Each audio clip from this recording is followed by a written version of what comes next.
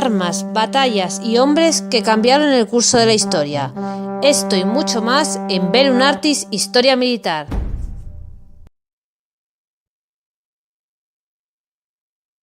El pasado 24 de febrero, Rusia inició la invasión de Ucrania, lo que probablemente se concibió como un golpe de mano para derrocar al gobierno de Zelensky, desarticular sus fuerzas armadas y ocupar el país, con las unidades que Moscú había estado concentrando durante meses cerca de la frontera ucraniana. Ha derivado en un sangriento conflicto que ha superado los 100 días de duración. No está claro cuál será su resultado, pero la invasión está siendo un revés militar para Moscú. A medida que avanzaba la contienda y se observaban las enormes carencias de las Fuerzas Armadas rusas, el Kremlin ha restringido su área de operaciones y ha limitado sus objetivos estratégicos.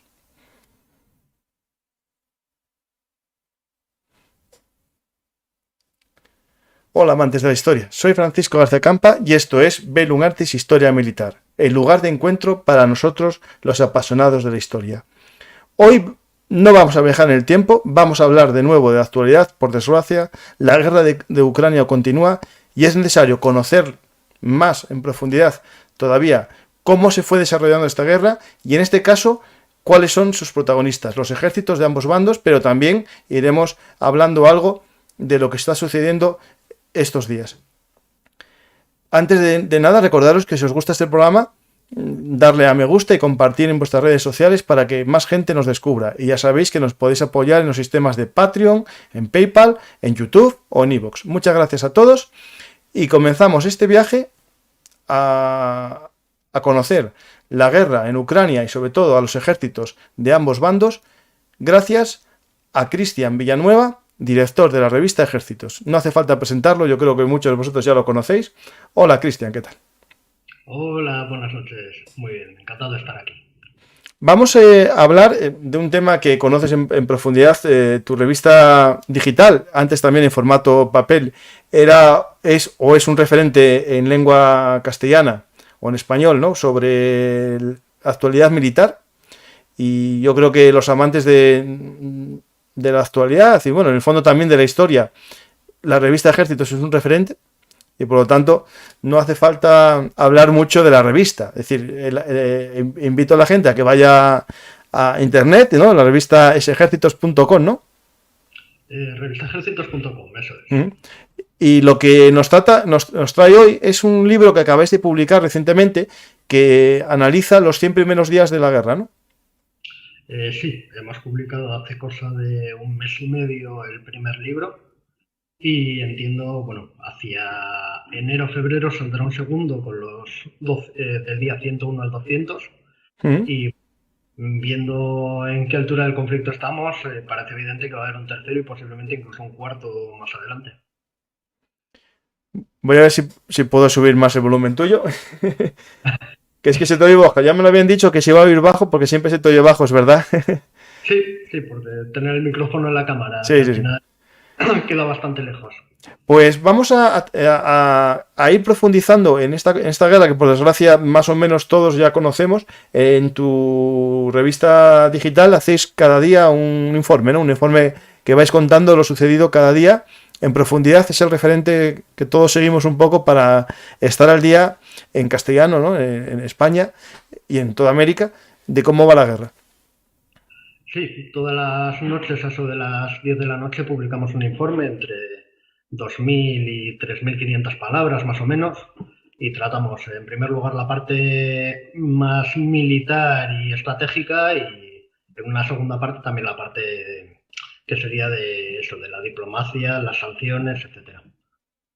La verdad es un trabajo. Llevamos escritos desde el inicio de la guerra más de 400.000 palabras, o sea, para que nos a la idea, el libro tiene 58.000 palabras. Estaríamos hablando de haber hecho ya 7-8 libros. Eso que te decía yo, que ya tenéis los libros, solo os falta a lo mejor cambiar un poco la redacción, ¿no? Para que sea algo distinto, ¿no? El libro lleva un poquito más de análisis, o sea, es algo más profundo, aunque sea mucho más corto en longitud. Todavía no lo leí, tengo a ver si tengo la suerte de hacerme con él dentro un poco y ponerme a leerlo, porque es un tema, los 100 primeros días, ya se analizó mucho en las revistas, pero es verdad que a veces hay que mantener la distancia, ¿no? Lo que a veces, cuando hablamos de actualidad, estamos viendo, yo a un programa que hice, estoy casi en directo, ¿no? Viendo lo que está sucediendo y, claro, la niebla de la guerra, la propaganda, todo nos desvirtúa, ¿no? El conocimiento y hay que tomar un alejamiento. Yo como historiador me alejo mucho normalmente y en este caso 20 días, 30 días, 60 días ya nos puede permitir también cierta investigación y cierto cambio de opiniones, ¿no? Incluso, ¿no? Sí, a ver, yo creo que todos al inicio del conflicto teníamos una idea bastante diferente de cómo iba a desarrollarse. No creo que nadie pensase que Rusia iba a encontrarse con el tipo de problemas que se está encontrando. Y menos que a estas alturas, primero que la guerra durase tanto, porque pensábamos en un conflicto de a lo sumo unas semanas, un par de meses, y incluso durando tanto que Rusia estuviese en una situación en la que está a la defensiva en lugar de estar atacando y conquistar nuevos territorios. La verdad que ha salido en este sentido completamente al revés de lo que esperábamos. Sí, cierto, sí. A ver, más o menos todos pensábamos que iba a durar poco la guerra por la gran disparidad, ¿no? La gran diferencia a priori, ¿no? De ellos. Es decir, yo no digo que todos dijimos que iba a durar mucho, porque la realidad es que todos analizábamos. Es cierto también que, por ejemplo, Lucas, bueno, el que seguro que a lo mejor oíste hablar de Lucas, hicimos ya varios programas en enero y en febrero y decía siempre que si no se conseguía al principio, Rusia no tiene una capacidad para aguantar una guerra prolongada con mucha fuerza, porque no tenía un gran, digamos, punch, ¿no? No tenía gran almacén para todas sus armas y bueno, bueno, llama la atención, ¿no? Porque a veces parece que no tiene, de repente gasta hoy no sé cuántas salvas y armas y después está mucho tiempo sin usarlas, ¿no? Es un tema muy complejo, ¿no? A la hora de analizar el ejército ruso y su capacidad, digamos, por ejemplo, de armas inteligentes, ¿no? En el tema concreto de las armas de largo alcance, estaríamos hablando de misiles de crucero, lo cierto es que ha gastado ya miles. Claro, hay que entender que para Rusia, aunque hay dudas respecto a cómo considera la guerra de Ucrania ahora mismo, si cree que está en guerra con Ucrania o con Ucrania más los aliados de Ucrania, lo cierto es que solo utiliza una parte de su arsenal, y hablo exclusivamente de las armas de largo alcance, de los misiles, no hablo del resto del arsenal, en previsión de que la guerra pudiese extenderse. Entonces, después de las primeras semanas del conflicto, fue limitando gradualmente el número de misiles que lanzaba, primero porque su industria de defensa tarda un tiempo en aumentar la producción y en satisfacer las necesidades de las Fuerzas Armadas, y en segundo lugar porque tenía que dejar un margen, o sea, tenía que dejar una parte por si pudiese pasar algo mayor. Claro. Aún así, si atendemos a la duración del conflicto, estamos ya en el día 229. Y en el día 229, no tengo la cuenta delante, pero creo que no ha llegado a lanzar 3.000 misiles en todo este tiempo. Si atendemos a lo que hizo Estados Unidos en Libia, Irak, etcétera, el ritmo de lanzamiento inicial fue muchísimo mayor. No, y Estados Unidos dotó de miles a miles de bombas normales con kits inteligentes, ¿no? Es decir, al final estamos hablando que a lo mejor Estados Unidos lanzó en una semana 10.000. Claro, esa es la diferencia. De hecho, logró supremacía aérea desde el primer momento en todos los conflictos en los que ha participado, y eso le permitió utilizar bombas de caída libre, pero con kits de guiado, con kits JDAM y demás. Cosa que Rusia al final no hemos visto que haya puesto en práctica más que de forma testimonial, y tampoco ha tenido en ningún momento la superioridad aérea como para operar con libertad. Lo que le obliga, en lugar de utilizar bombas de caída libre o bombas incluso con kit de guiado, a depender de misiles lanzados desde muy larga distancia para no arriesgar las plataformas. Sí. Y de hecho, bueno, usando plataformas en el segundo uso, ¿no? Por ejemplo, sistemas como el S-300 usándolos como tierra a tierra, ¿no? Es decir, va usando, digamos, a veces sistemas, no en su sistema más efectivo, ¿no? No el más efectivo, porque la cabeza de guerra de un misil antiaéreo está pensada para hacer una nube de metralla que sirva para derribar un avión. Entonces no está pensada contra estructuras, edificios, blindados o lo que sea. Sí. Lo hemos visto cómo lo utiliza para atacar ciudades. Sí, sí, o el que usaron en la columna esta de civiles que había cerca de Zaporilla. Sí, exactamente. Y también hemos hecho lo mismo con algún misil antibuque que en función secundaria de ataque a tierra, pero no es el armamento óptico. O sea, simplemente nos indica que Rusia tiene alguna carencia, entonces tiene que tirar de donde pueda. Pues a la gente que quiera comprar el libro está en todas las librerías, pero recomiendo que lo hagáis a través de Amazon, en los enlaces que he puesto en la descripción del programa y en los comentarios y en el chat. Y ayudáis al mantenimiento del canal, porque soy afiliado de Amazon. Todo lo que compréis lo compráis por ahí. Y también ayudáis a la revista de Ejércitos a seguir difundiendo la cultura militar, porque ahora todo el mundo se da la importancia de tener un buen ejército, pero durante mucho tiempo éramos 4 los que hablábamos del tema, y ahora todos los políticos como que despertaron, ¿no? Y se dan cuenta de la importancia. Ojalá, pero no parece que sea así del todo. No, poco a poco. Pues podemos empezar. Muchas gracias, Hack Samuel. Vamos a ver los ejércitos de los dos bandos y después vamos viendo lo que la gente quiera en el chat y nos ponemos un poco al día. La idea un poco, viendo todo el transcurso de la guerra, ¿no? Es la disparidad o las semejanzas que tenían los dos ejércitos. Podemos ir al comienzo de la guerra o antes del 2014, ¿no? En qué se parecían los dos ejércitos y cómo los dos ejércitos se van diferenciando y se van separando en la concepción táctica, en la organización, en la forma de combate. Bueno, la moral ya está clara que tiene que ver mucho también con que eres el atacado, ¿no?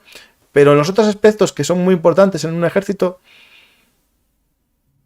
A ver, lo primero que hay que tener claro es que para Ucrania, más que para Rusia, llevan 8 años en guerra. Entonces, en estos 8 años, su ejército ha cambiado una auténtica barbaridad. Si atendemos al ejército ucraniano de antes de 2014, era un ejército grande, pero sin unidades cohesionadas, o sea, sin capacidad de generar fuerzas. Era un ejército prácticamente de reclutas, con material heredado de la Unión Soviética, que estaba en un estado, en la mayor parte de los casos, lamentable, con una industria de defensa que estaba en crisis, que apenas recibía pedidos y que intentaba evolucionar una y otra vez aparatos muy antiguos, bueno, plataformas muy antiguas, típicos T-72, T-80, etcétera, o los blindados, los que queramos, da igual BTRs, que MTLBs, lo que sea. En ese sentido, aunque tenían un montón de desarrollos, porque siempre han intentado exportar, lo cierto es que no tenían nada que fuese funcional o muy pocas cosas funcionales, y cuando producían algo era en números marginales. Entonces, era un ejército muy mal equipado, muy mal entrenado, que carecía de un cuerpo de suboficiales, como lo entendemos en Occidente, y que se encontró con una guerra para la que no estaba en absoluto preparado. De hecho, dependió durante la guerra del Donbass, en buena parte, de las unidades de voluntarios. De ahí la fama que cogieron, por ejemplo, unidades como el Batallón Azov, que funcionaban mejor primero, más allá de la orientación política del batallón, de la unidad, funcionaban mejor primero porque eran voluntarios, tenían mucha motivación, tenían cierta financiación y acceso a material, y además estaban mejor cohesionados y funcionaban con reglas estrictas incluso para temas como el alcohol. Estaba muy penado el consumo de alcohol dentro del batallón, cosa que dentro del ejército regular no sucedía. O sea, tenían problemas muy serios de alcoholismo, etcétera. O sea, que en eso se parecía un poco al ruso. Se parecía mucho, lógicamente venía del mismo sitio. O sea, no había grandes diferencias, y de hecho, a diferencia del ejército ruso, el ejército ucraniano no había tenido intentos de reforma profundos. Entonces, el ejército ucraniano, que comenzó la guerra el 24 de febrero, no se parecía demasiado al ejército anterior a 2014. Aún así, seguía teniendo muchísimas carencias. El material, la inmensa mayoría del material a 24 de febrero seguía siendo material heredado. Material muy antiguo y en muchos casos en mal estado. Además, material muy dispar, porque habían ido recibiendo donaciones y eso había creado un caos logístico. O sea, con material muy diferente, encuadrado como se podía en las unidades, pero las necesidades logísticas, las servidumbres de ese material, pues al final eran excesivas. Sí que habían hecho desarrollos en algunos campos propios, Al final, por mor de la guerra, pues te toca evolucionar. Por ejemplo, el tema de drones o en ser capaces de dirigir la artillería con drones, corregir tiros, de daños, cosas por el estilo. Eso ya lo habían ensayado previamente al inicio de esta guerra, porque esos dos asociaciones de drones, ¿no? No me acuerdo, se me acaba el nombre. Ya estaban ya previamente, yo creo que 2 años ya antes, ya haciendo cosas, experimentos con el dron, ¿no? Llevaban más de 2 años. Se han probado drones de todos los modelos y además tenían una industria ucraniana, una industria propia de drones con empresas pequeñas, pero muy prometedora. Había muchos modelos de drones de observación, de drones cautivos, de drones con alguna capacidad de ataque. Lo que pasa que no tenían capacidad ni de fabricarlos en masa, ni habían desarrollado todas las doctrinas. O sea, Aerobozsika, que es una de las unidades, tal y cual, han ido practicando también mucho desde desde el 24, desde el inicio de la invasión, y sacando continuamente nuevos desarrollos. No, y de hecho también tenían este misil Neptuno, con un desarrollo modernizado de ellos, el Grom, ¿no? También, el que es el Green 2. Sí, pero lo que he dicho antes, tenían muchos desarrollos, sí. Pero no han conseguido fabricar ninguno de ellos, porque dependían además de la financiación extranjera, por ejemplo, en el dron, de la financiación de Arabia Saudita, que era el final, y no llegó a nada el contrato. O sea, se pueden citar ejemplos a patadas de cosas por el estilo, o sea, desde pequeños patrulleros, buques de guerra, hasta intentos de aviones de combate como el Antonov 70 y cosas por el estilo. O sea, eran los reyes de lanzar proyectos que no llegaban a nada, para su desgracia. Sí. Entonces, iniciaron la guerra también después de haber recibido entrenamiento por parte de militares occidentales durante los últimos años y haber recibido parte del material. Eso les había permitido, por ejemplo, formar un grupo de mandos medios que permitía cohesionar el ejército ucraniano. Se habían superado algunas de las carencias endémicas que tenían hasta 2014, habían puesto los pilares para ir superándolas. Aún así, la situación en la que empezaron la guerra no era ni mucho menos óptima. Lo que pasa es que se han producido algunas novedades desde el inicio del conflicto y en los días previos que al final han marcado la diferencia en el desarrollo de la guerra, como la llegada de armamento occidental muy moderno, que serían cantidades ínfimas en comparación con el material soviético que ya tenían, pero aún así conseguían marcar totalmente la diferencia. Pues tenemos este ejército que aprendió en la guerra del Donbass, ¿no? Se fue desarrollando, las milicias que en un comienzo, ¿no? Hablas de la Azov, Batallón Azov, pero también había milicias creadas por oligarcas, ¿no? Y digamos, como milicias casi de la Segunda Guerra Mundial, de fábricas, milicias de amigos de no sé qué, de equipos de fútbol. Es decir, se fue creando un sistema de milicias que ya creo que en los primeros años del gobierno de Zelensky se intentó limitar, meterlas en el ejército regular, ¿no? Es decir, romper un poco el sistema de milicias y oficializarlas, ¿no? Y de hecho se han ido encuadrando las unidades, o por lo menos coexistiendo con las fuerzas de defensa del territorio y con las propias fuerzas armadas de Ucrania. Al final, quiero decir, para Ucrania esto es una guerra total, se juega la supervivencia. Entonces han tirado de absolutamente todo lo que podían, incluyendo los voluntarios extranjeros, que en total no habrán sido más de 4 o 5 mil como mucho, pero que también han sido muy útiles en algunas ocasiones por la experiencia y el entrenamiento que tenían. Pues vamos a hablar ahora un poco del ruso, ¿no? El ruso era como, durante mucho tiempo, no sé si por culpa de sus redes sociales, ¿no? El RT, la Sputnik, muchos youtubers, ¿no? Que hacían vídeos de las armas definitivas de Putin, el Armata, el otro, el Sarmat, el soldado del futuro, tal. Gran parte a lo mejor de la población mundial, ¿no? España, europea, americana, mucho en Latinoamérica también, Hispanoamérica, se hicieron una idea, ¿no? De un ejército muy moderno, a un nivel para algunos superior al estadounidense, ¿no? Y la realidad es que cuando empezamos a rascar no era para tanto, ¿no? Es decir, sus modelos de última tecnología eran muy pocos. De hecho, no vimos ninguna Armata y no veremos, lo más seguro. El T-90, bueno, anda alguno por ahí, pero tampoco se le vio combatir porque se entregó rápidamente los que había. Es decir, vamos primero a analizar un poco el ejército, que muy bien dices que el problema que tenemos es un problema de suboficiales. Eso ya lo tratamos nosotros muchas veces, la carencia de mandos profesionales a nivel de suboficial, porque es muy importante, primero porque es el que queda con la flota, con la tropa. Los tenientes, que son los que ellos emplean como suboficiales, se van rápidamente a otra unidad al ascender y se quedan huérfanos los soldados, porque el que es nombrado sargento dura también 3 o 4 años porque deja el ejército. No es que lo asciendan, es que deja el ejército. Sí, bueno, hay que entender que el ejército ruso, primero, Rusia se quedó la parte del León del ejército rojo, del ejército soviético. Pero la parte del León incluía una gran cantidad de servidumbres, de gastos fijos, por decirlo de alguna forma. O sea, un número exagerado de plataformas y de instalaciones militares que mantener.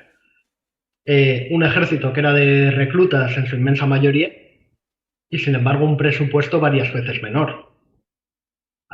Hablo de cabeza, pero creo recordar que el último presupuesto soviético militar andaba en el equivalente a 200.000 millones de dólares y eso se redujo de un año para otro en un orden de magnitud. Entonces, claro, a ver quién es el guapo que mantiene todo lo que has heredado en un estado medianamente aceptable cuando no tienes dinero ni para pagar a los soldados ni para asegurarles la alimentación o la uniformidad. Ya no digo para adquirir nuevo material, es que ni siquiera había dinero para equiparlos, ni para hacer las obras básicas de mantenimiento en los cuarteles. En ese sentido, pasaron una época durísima a la que se sumó a finales de los 90 la crisis económica, la crisis financiera en Rusia. Entonces, la primera reforma seria que intentaron, si no recuerdo mal, fue la de Sergeyev en el 97, que fracasó y además en gran parte era una respuesta a la crisis y a todo lo que tenían que reducir, porque la mayor parte de las reformas rusas han ido de reducir. Luego, cuando llegó Putin, se evaluó lo sucedido en Chechenia, entre otras cosas, y se lanzó una nueva reforma hacia 2003, que también pretendía un ejército más moderno, que asimilase parte de las lecciones de la revolución en los asuntos militares que ya había implementado el ejército estadounidense. Y luego la reforma más seria o la más conocida viene a ser la de Serdyukov de 2008, que fue la primera vez que metieron a un civil a la cabeza del Ministerio de Defensa y que intentó reformar de arriba abajo la institución, intentó acabar con la corrupción, intentó una vez más hacer un ejército más compacto, mucho más móvil, más moderno, con más capacidad de proyección, que contase con un cuerpo de suboficiales también. Incluso se llegó a crear en 2009 un instituto exprofeso para formar a suboficiales, pero lo cierto es que Serdyukov nunca tuvo el apoyo de toda la cúpula militar. Eran cambios demasiado revolucionarios para una institución que arrastraba unas inercias enormes y que tenía su propia cultura militar. Entonces, en gran parte la reforma se quedó huérfana, se quedó incompleta. Y desde entonces han seguido con distintos intentos de reforma.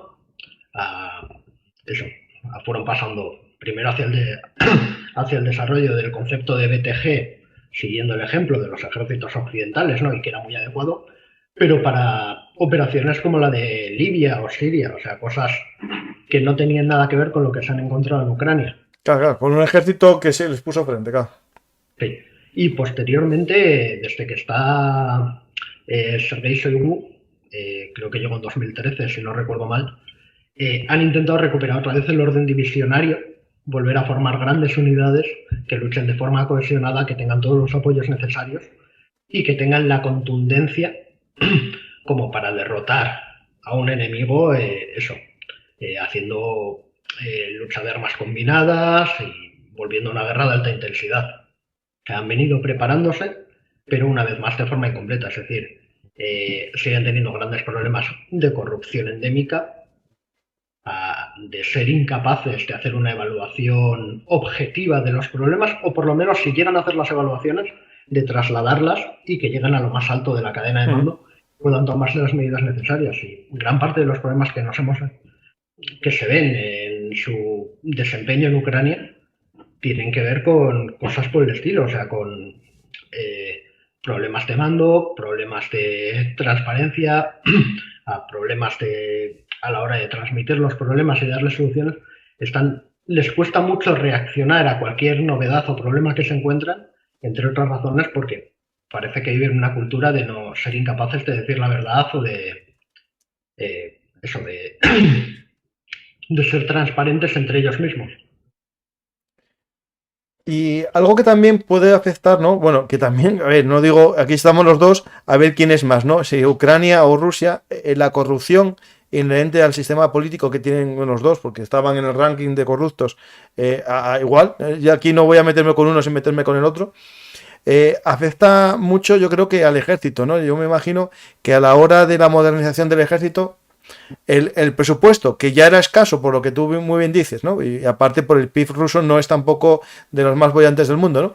El presupuesto para armar a soldados y eso es verdad que va con el sueldo en razón al PIB y por lo tanto a lo mejor puedes armar a más soldados con el mismo dinero en dólares, pero la tecnología, ¿no? Lo que es la tecnología militar tiene un hándicap que es que yo viendo un poco cómo funciona, ¿no? Si son 1.000 euros de presupuesto, de ahí hay que sumar o restar 300 o 400 de corrupción, ¿no? Es decir, al final, gran parte de las reformas se quedarían en nada porque se fue perdiendo dinero por el camino, ¿no? Del ejército ruso. Igual no es un tema tanto de dinero, o sea, ha habido muchos escándalos, por ejemplo, recientemente con la construcción de un nuevo dique en Murmansk que no terminada de llevarse a cabo, donde tiene ahora el portaaviones en reparaciones, ¿no? O sea, el portaaviones es un dique que estaba sin terminar y los retrasos tenían que ver con problemas con las contratas, etcétera. O sea, hay casos de robo de fondos, malversación y todo lo que queramos.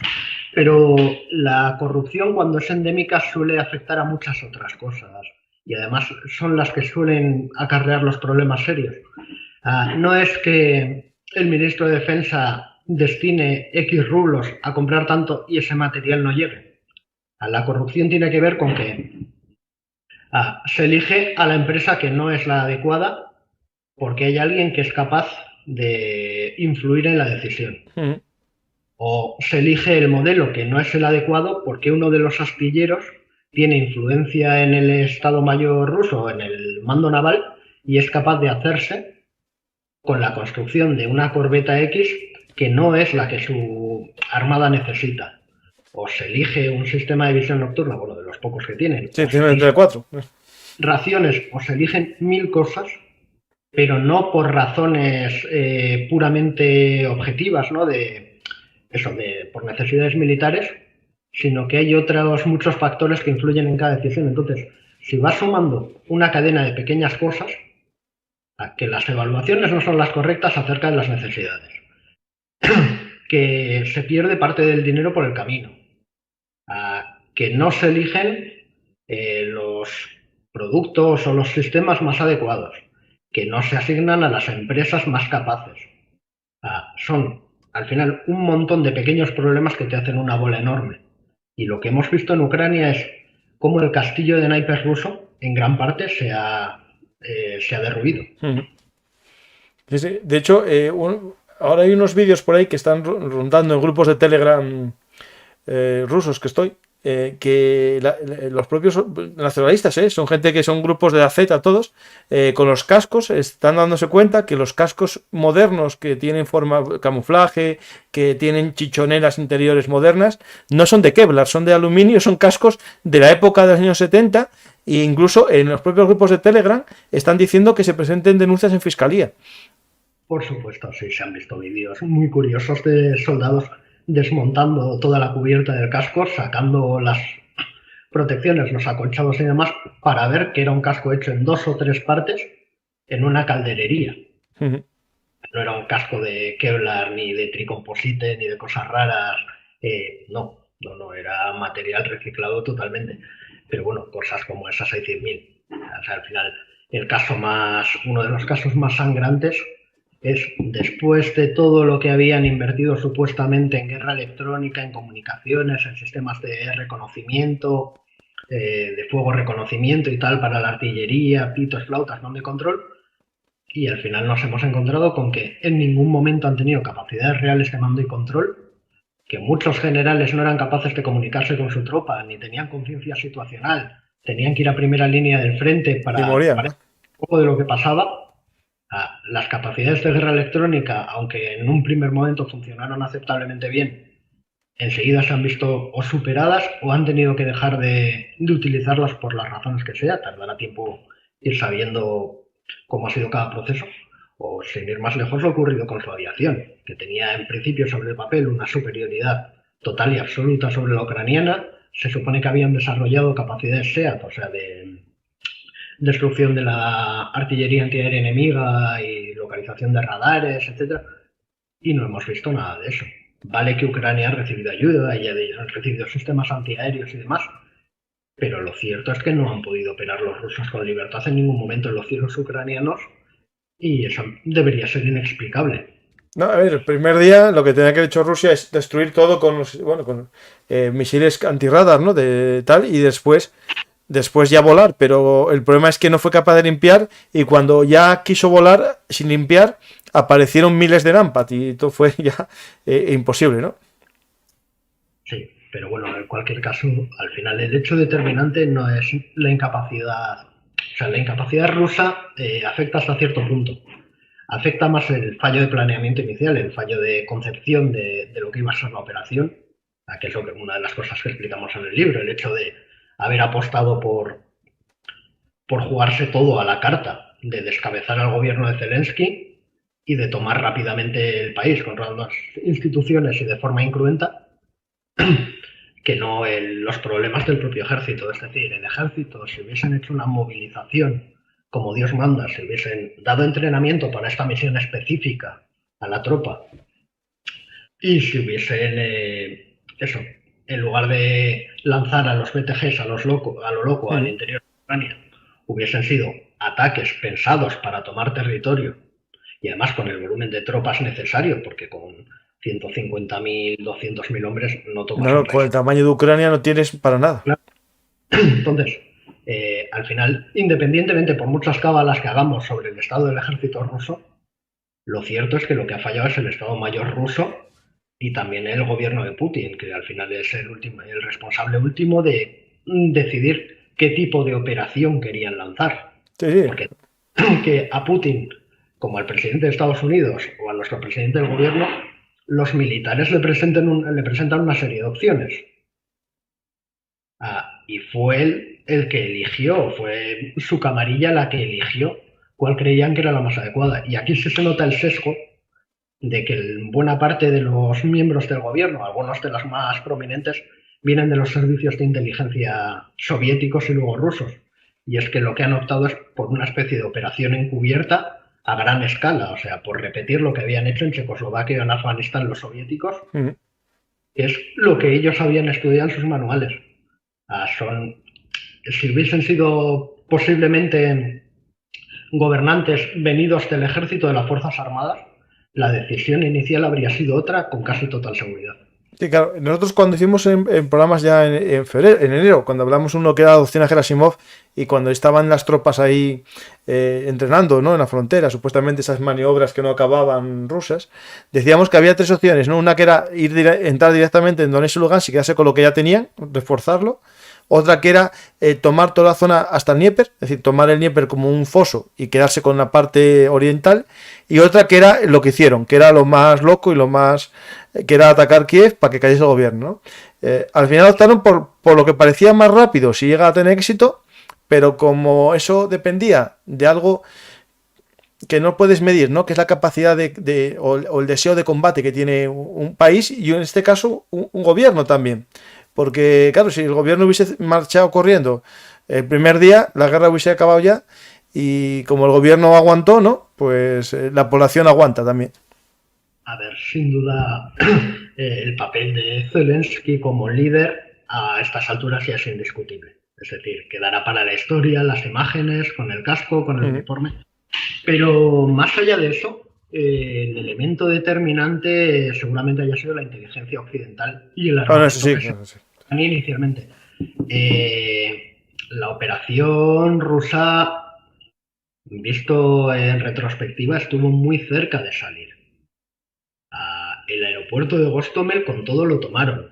Sí, sí. Al Gerson consiguieron tomar rápidamente Gerson, entrar en Zaporilla, incluso cruzar el Dnieper. Es decir, no estuvieron tan lejos de conseguir el objetivo inicial. Lo que pasa es que al final, si contaban de verdad con inteligencia occidental suficiente, sabían perfectamente cuál era el orden de batalla ruso, por dónde iban a llevar los principales golpes, y habían recibido además armamento que era determinante, como los misiles contra carro y demás modernos, contra los que los rusos no estaban preparados. Tuvieron asesoramiento, habían recibido material, pero el elemento determinante fue la inteligencia, no los fallos rusos.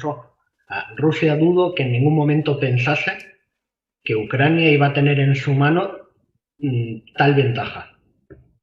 No, a ver, el tema, por ejemplo, lo que dices de la inteligencia, también la facilitó Rusia, por ejemplo, el hecho de usar pocas radios encriptadas y muchas radios a nivel de compañía de walkie-talkie que se compran en Amazon y en Alibaba. O sea, la forma de hacer el organigrama orden de batalla electrónico se lo pusieron en bandeja a la OTAN.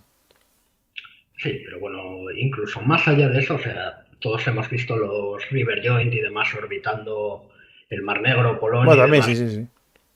Pero más allá de eso, está claro que tenían inteligencia incluso humana y de comunicaciones y demás muy profunda los estadounidenses. O sea, el anunciar con antelación la fecha exacta del inicio de la invasión, eso apunta a que estaban, o sea, que controlaban absolutamente todo. Bueno, Cristian, en Velum Artis dijimos que iba a ser el 28. El 26, un día antes. El 26. Y lo dijimos en enero, ¿eh? Por un tema que, bueno, es Lucas, bueno, que sabe muchísimo. Es por el punto de congelación de la nieve. El suelo endurecía justo en esa semana. O sea, Lucas, entiendo, hablas de Lucas Martín. Sí. Lo conozco bien, pero bueno, él juega con ventaja. Ya lo sé. Digo, porque también lo hablé con él. Ya juega con ventaja, sí, pero bueno, silencio.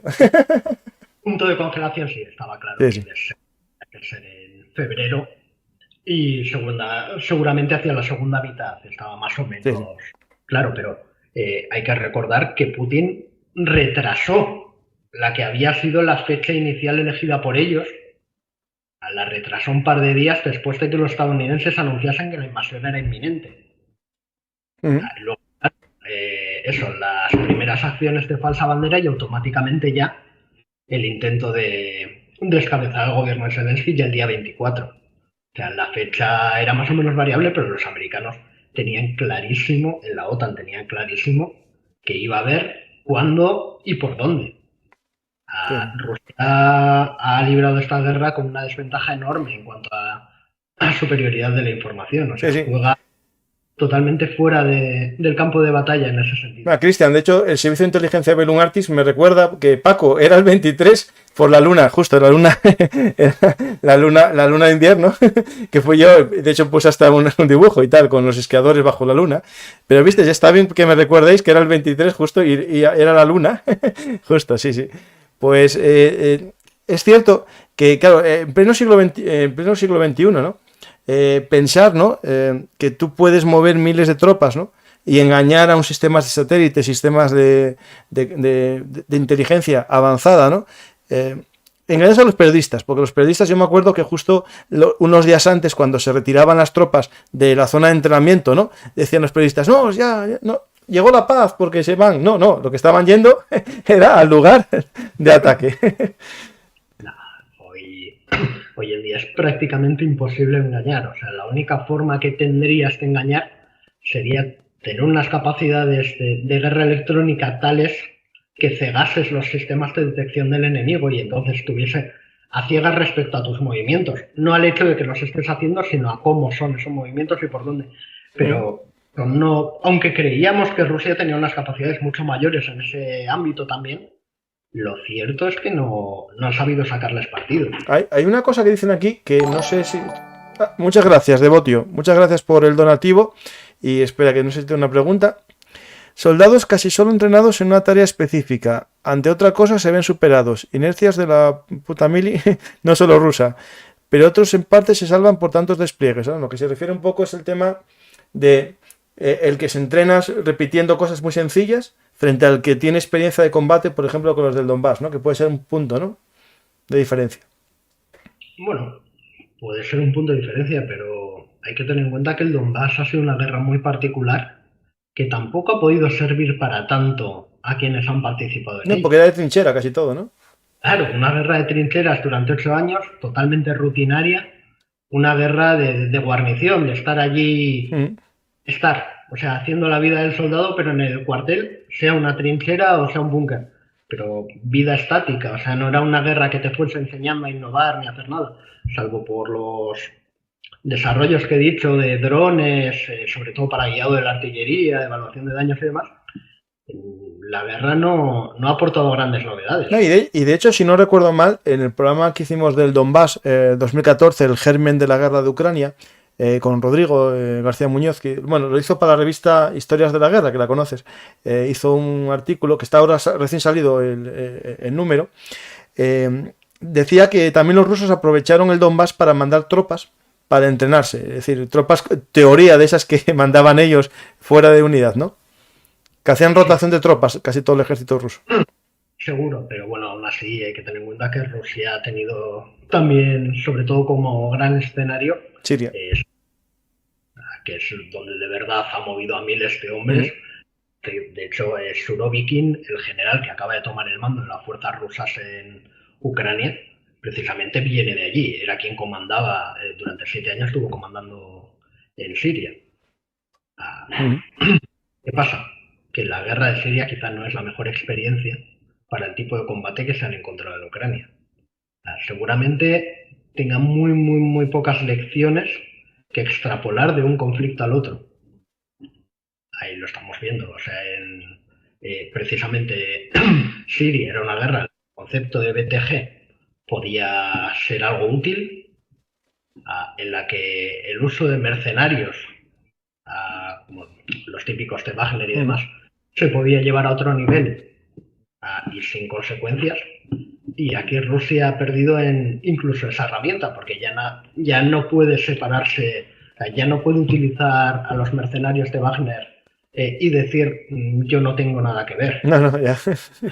Ahora incluso Prigozhin, que era el fundador de Wagner, ha admitido que él fue el fundador y todo el mundo conoce ya los lazos con el gobierno, que es parte importante de la camarilla, que es de la ladura, que apoya a Surovikin, o sea, ya tenemos todo tipo de información al respecto. Entonces, iba a las cárceles a reclutar gente, él también. Por supuesto. Sí. Pero bueno, y de hecho fue uno, creo que él fue famoso, se hizo famoso o se hizo rico por ser una de las empresas que ganaba los concursos de catering del ejército. Por supuesto, los concursos de catering del ejército allí y aquí, una fuente de dinero enorme. Sí, de hecho, Cristian, hubo una noticia hoy en Oviedo, en Asturias, de estas extras, en la Nueva España, que era: los ucranianos comen con pango asturiano. ¿Por qué? Porque hay que hacer noticia de todo, ¿no? Y entonces, ¿qué pasa? Que el chorizo en la morcilla asturiana, de Noreña, se hace en lentejas en Toledo, ¿no? Y como lo comen en Ucrania, ya tiene Asturias su... Pero por supuesto, yo recuerdo el año cuando volví de Afganistán, en 2009, que saltó el escándalo porque la subcontrata que llevaba la comida de allí de la base de Kalinao, Herat y demás, enviaba productos caducados comprados ya o sea, ya retirados de las estanterías en los supermercados españoles. Es decir, es un negocio que da mucho pie a la pillería y... A ver, desde siempre, ya en Roma, con los publicanos, que eran los que se encargaban de estas labores, ¿no? Ya hacían esto, ya había desmadres con esto, sí. Claro, es que al final, date cuenta de que algo tan simple como a ti te asignan el dinero generalmente para tu unidad que tiene X soldados. Normalmente las unidades están en cuadro y una de las oportunidades para la pillería más habituales es declarar que tienes más soldados de los que tienes. Son empresas con las que se puede ganar todo el dinero del mundo si eres hábil y tienes mucha jeta. Sí. Y sobre un país en el que no hay el mismo tipo de rendición de cuentas que pueda haber aquí. Sí, estoy contigo porque eso en nuestra guerra de Marruecos fue algo muy habitual y bueno, sí, es decir, siempre. O sea, espero que a día de hoy no, pero por desgracia, bueno, el sargento de cocina, bueno, si se saca 2 jamones no pasa nada, ¿no? Pero si mete 5 jamones habiendo menos soldados, era muy habitual, ¿eh? Pero claro, eso genera también una falsa sensación, ¿no?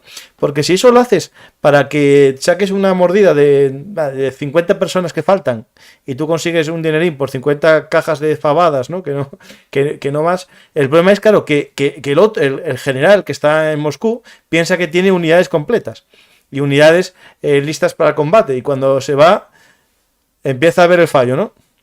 Por supuesto, de hecho es una de las cosas que se ha repetido una y otra vez en esta guerra. O sea, artículos hablando sobre cómo Putin, que estaría interviniendo en la dirección de las operaciones, cosa que es totalmente ilógica, porque no tiene la formación adecuada, estaría moviendo unidades sobre el papel, o sea, unidades fantasma. ¿Por qué? Porque después de la catástrofe inicial, ya hacia mediados de marzo, ya había quedado claro que Rusia tenía que retirarse de los grandes ejes de avance en dirección a Kiev y demás, porque había sufrido un número de bajas enormes. Nunca se recuperaron de esas bajas, no movilizaron entonces. La conclusión de todo eso es que los famosos BTGs, que deberían tener entre 400 y 800 hombres, que ya es variabilidad, o sea, Sí, sí, ya sí, madre mía. decir que ahí algo falla. En algunos casos tenían 200 uniformados en plantilla. Claro, y de los 200 que fuesen a lo mejor tropas de fusileros o tropas de tal, estamos hablando a lo mejor que en algunos casos tenían 50 y en otros 20. Claro, entonces, por ejemplo, para lanzar después la ofensiva en dirección a eso, hacia Barvinkov y demás, ¿no? El saliente de Izium famoso y demás, utilizaron unidades que no tenían capacidad de explotar. O sea, si conseguían una pequeña victoria, no podían explotarla simplemente porque no tenían hombres para hacerlo. Claro. Reorganizar en nuevos PTGs tirando de todo lo que tenían y todo lo que llegaba. Entonces sacaban una compañía de allí, pero una compañía de 40. Sacaban medio batallón del otro lado, intentaban homogeneizarlo todo lo mejor posible para dotarlo de cierta coherencia y para que el reparto de capacidades fuese más o menos homogéneo, pero ya era un imposible. Claro, Tú no puedes luchar con unidades que han perdido la coherencia, que han perdido la cohesión y que no tienen, o sea, ninguna unidad soporta bajas del 50%. No, claro, esto es algo que estamos hablando que cuando se ponen a recomponer estas unidades dañadas en las primeras columnas, crean otras unidades de sobrantes, ¿no? De lo que sobra de cada una, pero como dijimos en un programa, había unos de San Petersburgo, otros de Vladivostok y otros de la zona casi de Chechenia. No, Chechenia no, porque esos van a su bola, pero bueno, que no hay entre ellos una digamos, operatividad, nunca entrenaron juntos. Pero más allá de entrenar juntos, es decir, se entiende, ¿no? Cualquier militar entiende que en un mundo ideal tú tienes una orgánica determinada y de esa orgánica, si todo el mundo ha hecho su trabajo, las compañías de fusileros deberían ser intercambiables. Te debería dar igual que una compañía si está bien hecho de entrenamiento, sí. Que operase con una compañía de carros llegada de Rostov del Don y que los blindados que lo acompañan fuesen de Ekaterimburgo. Te tiene que dar igual. Pero es que no era el caso. Y ni siquiera estaban, o sea, ya al inicio de la guerra muchas de esas unidades no estaban completas, ni tenían el entrenamiento adecuado. Y como he dicho, tampoco tenían los medios de mando y control, pero no ya a nivel del Estado Mayor ruso. O sea, es que dentro de las propias unidades parece que tampoco tenían esas capacidades. Radios sin encriptar. En muchos casos hemos visto como gran parte de las donaciones del crowdfunding que han ido recolectando los rusos, que también lo han hecho, era para que sus familiares o desde sus ciudades les enviasen walkie-talkies, radios, teléfonos, porque así no se puede luchar, no a estas alturas.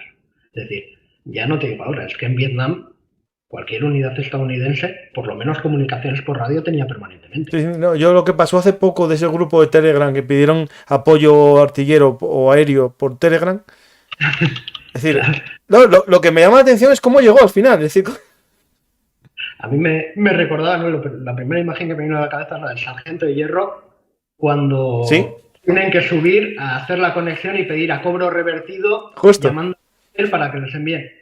Eso está muy bien en las películas, pero si lo tienes que hacer en la realidad, no quiero pensar en la situación de esa gente. O sea, uff. Oye, en Granada hicimos un programa hace mucho tiempo sobre la guerra de Granada, no la de España, que también, sino esta invasión de Granada. Hablamos de los fallos que tuvieron los americanos, porque tuvieron éxito porque estaban luchando contra Granada, ¿no? Claro. O sea, que la gente piensa que Estados Unidos son imperfectos y que nadie les critica. No, la invasión de Granada, hasta ellos mismos, con esa broma de lo de llamar por teléfono, que creo que debe estar basado en algún hecho real, porque si no, no lo hubiesen hecho. O sea, me da igual Granada que Panamá que Tormenta del Desierto. Sí. La gran diferencia es que luego se hace una evaluación, o sea, se repasan todas las lecciones y se intentan poner soluciones. Cosa que no hemos visto en Rusia. Por ejemplo, me acuerdo perfectamente, precisamente en Historia de la Guerra, uno de los artículos que escribí era sobre la batalla por la colina 776, la segunda de Chechenia. Es decir, los rusos sí habían hecho una evaluación, un análisis crítico de las lecciones de la primera guerra de Chechenia. Y no había servido de nada. O sea, la única lección real a la que habían llegado, porque no podían aplicar otras por falta de fondos y de medios, era utilizar de forma masiva la artillería. Sí, la primera guerra de Chechenia intentaron entrar columnas por la ciudad, en Grozny, y después dijeron, espera, primero demolemos Grozny y después entramos. Claro, y de hecho, si hubiesen tenido cierta memoria histórica, se habrían dado cuenta de que lo que intentaron hacer en Ucrania era repetir algo que ya les había salido mal 30 años atrás, 25 años atrás. Claro, pero el problema es que usar la táctica que usaron en Grozny, ¿no? Con población que querían supuestamente liberar, ¿no? Y crear un gobierno justo para ellos. Claro, llegarles y destrozarles Kiev como Grozny, pues no. Yo creo que eso fue, así me entiendes, como lo que tú muy bien dices, a veces o la metes bien o no la metes, ¿no? Pues en este tema tienes que ser contundente o no meterte en una guerra, ¿no? Si lo piensas bien,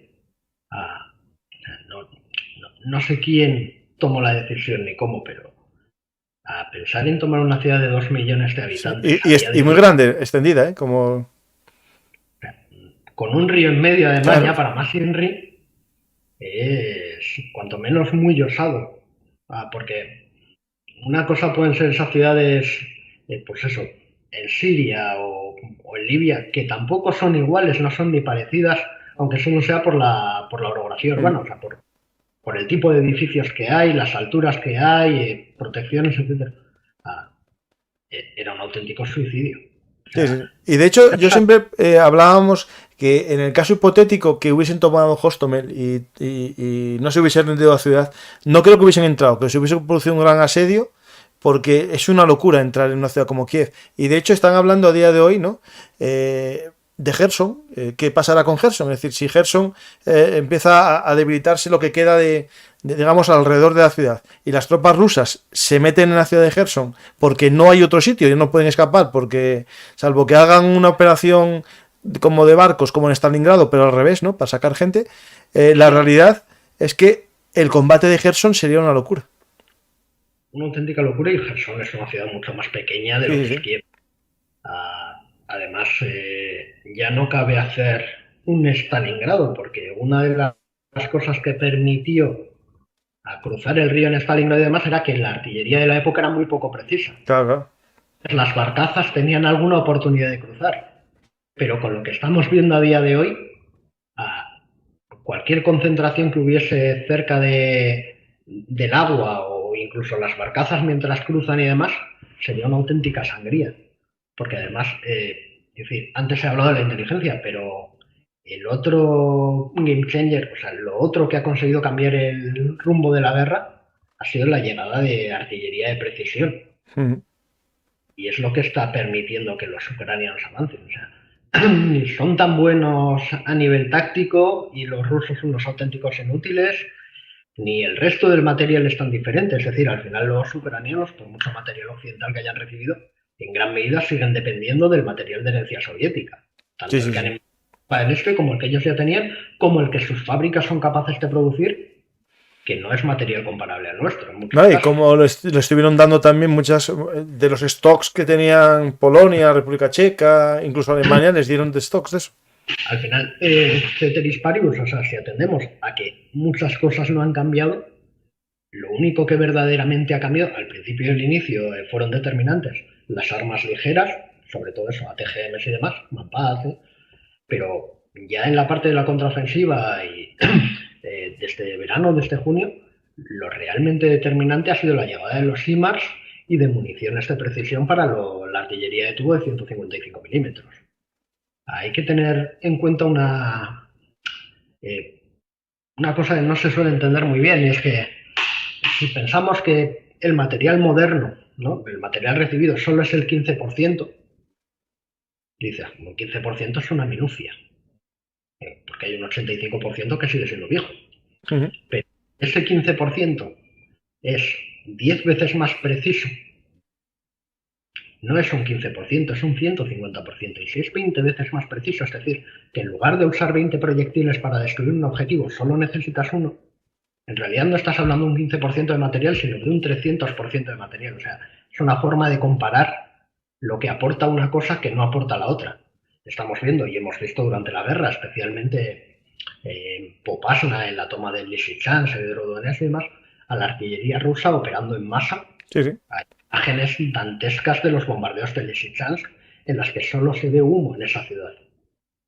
Porque hay cientos de bocas de fuego seguramente, eso, haciendo fuego sobre un área relativamente reducida, pero haciendo fuego de área, o sea, sin apuntar a nada en concreto porque no son No son capaces de capaces. apuntar. De hecho, se hablaba incluso de cargas, de descargas artilleras casi a nivel de la Primera Guerra Mundial en todo el frente al día. No hay más que ver las Mm. fotos aéreas o los vídeos grabados por drones, que hay campos que podrían ser del Somme o Sí, de sí. Verdún o de cualquier otro sitio, o sea, campos completamente horadados, llenos de agujeros que parecen un queso gruyere. Y sin embargo los ucranianos, con unos pocos, porque al final han sido un puñado de lanzadores HIMARS, y midiendo muy bien, porque tienen las capacidades de inteligencia y de reconocimiento en base a drones o inteligencia humana o al apoyo que les dé la OTAN, etcétera, como para saber elegir los objetivos, pero con muy pocos lanzadores y haciendo un uso muy moderado de las municiones, han conseguido unos efectos enormes. Sí, sí. Hay un debate en el chat sobre el tema. Este jueves tenemos un programa sobre artillería en la guerra de Ucrania con David Díaz Cabo, que es, bueno, es aquí amigo mío y también está en muchos sitios hablando de artillería. Tiene varios libros de artillería y vamos a tratar el tema en profundidad. Pero el chat lo que discute, ¿no?, es cómo 12 IMARS pueden cambiar el transcurso de la guerra. Es decir, pues ahora que van a venir más, pues vamos a verlo más. El IMARS no destruye, digamos, a ver si me explico bien yo y me corriges. No es un arma para destruir unidades de combate, no está pensado para destruir un tanque, está pensado para atacar a logística enemiga, para la retaguardia. Por lo menos el uso que están dando a día de hoy en Ucrania, ¿no? Cuando se desarrolló el M270, se hace como respuesta a la superioridad convencional soviética.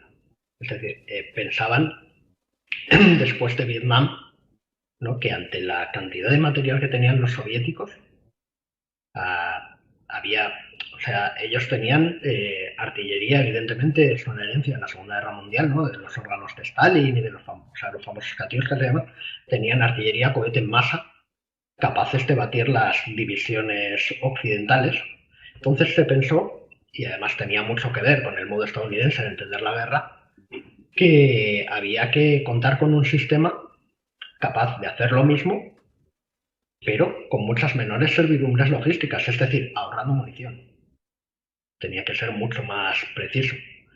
El desarrollo inicial con los cohetes M28 apenas tenía, con la primera variante creo que eran 38 kilómetros de alcance y luego mejor hasta los 45, y la precisión era bastante deficiente, pero mucho mejor que la que tenían sus equivalentes soviéticos. Pero la idea ya inicial era combinar los lanzadores con los desarrollos que estaban dando origen a los misiles de crucero, la guía por satélite al final, la guía inercial y demás. O sea, ya desde el inicio tenían la idea de conseguir implementar algunos desarrollos en esos cohetes. Y tardaron años en hacerlo, pero al final se hizo y consiguieron lo que querían, el elemento determinante, que era el alcance, pero sobre todo la precisión. El poder, con unos pocos lanzamientos, o sea, Unimars puede lanzar 6 cohetes de 227 milímetros. Ni siquiera llevan una cabeza de guerra tan grande, creo que son 200 y pico kilos de explosivos. Sí, no es mucho porque se ve cuando impactan en un puente, hacen un agujero que es casi el ancho del propio proyectil. Que yo creo que a lo mejor ni estalla ahí, ¿no? Lo que hace es lo impacta, ¿no? Impacta y estalla. O sea, entiendo que están tirando cohetes M31, o sea, de cabeza unitaria, en lugar de los que tienen las ojivas M85 con submuniciones. Entonces, no es una explosión tan grande, no es... Pero la precisión, estamos hablando de que los requisitos iniciales eran de un círculo de error probable de 15 metros y que el desarrollo que consiguió Lockheed da una precisión de alrededor de 2 metros. Sí. Viendo el puente el puente de Gerson, los 6 impactos que hay en el propio puente, que es casi una salva, pues madre mía. Eso es algo abismal, o sea, es muy difícil entender. Entonces, lo que conseguían con esto era atacar los segundos y terceros escalones soviéticos. Digo soviéticos en la época. Ahora lo estamos viendo con los rusos. En lugar de batir a las divisiones soviéticas entonces cruzando la brecha de Fulda, en lugar de intentar cubrir un área extensa con cientos o miles de cohetes y sembrar el caos, bien, no, va a ser algo mucho más quirúrgico. Vamos a dejar a esas unidades de primera línea sin suministros, sin recambios, municiones, sin combustible. Entonces, tenían más alcance, el alcance ha ido creciendo. En los cohetes M30 se les supone, oficialmente son unos 70 kilómetros, aunque hemos visto lanzamientos que han alcanzado incluso los 103. En la munición de rango extendido, que ha conseguido la capacidad operativa inicial en junio, llegaría hasta los 150, pero sin perder apenas precisión. Claro, reduce la cabeza explosiva, ¿no? Reduce muy ligeramente. Sí, reducen, claro, la cabeza explosiva. No necesitas tanto explosivo para batir un mismo objetivo porque le estás explotando encima. Sí. De todo necesitas muchos menos cohetes para lo mismo. Claro, eso a Ucrania le venía muy bien. Primero por la supervivencia de la propia plataforma, que no tenía más que hacer los 6 disparos y salir corriendo. Así no se arriesgaba el fuego contra la batería. Y segundo porque las capacidades logísticas ucranianas están muy limitadas. Entonces, un sistema que va paletizado, ¿no? Porque va en contenedores, en racks, con los 6 cohetes dentro de un bastidor, es mucho más fácil de transportar que no los cientos o miles de cajas que vemos siempre tirados alrededor de la artillería rusa. Pero sobre todo lo que les ha permitido es eso. No han destruido tantas unidades rusas directamente, no con los HIMARS, pero sí que han conseguido que a las unidades... no les llegue los suministros, que es importante. Que no pueda hacer fuego. Y con el paso del tiempo también han conseguido ir haciendo fuego de contrabatería incluso con los HIMARS.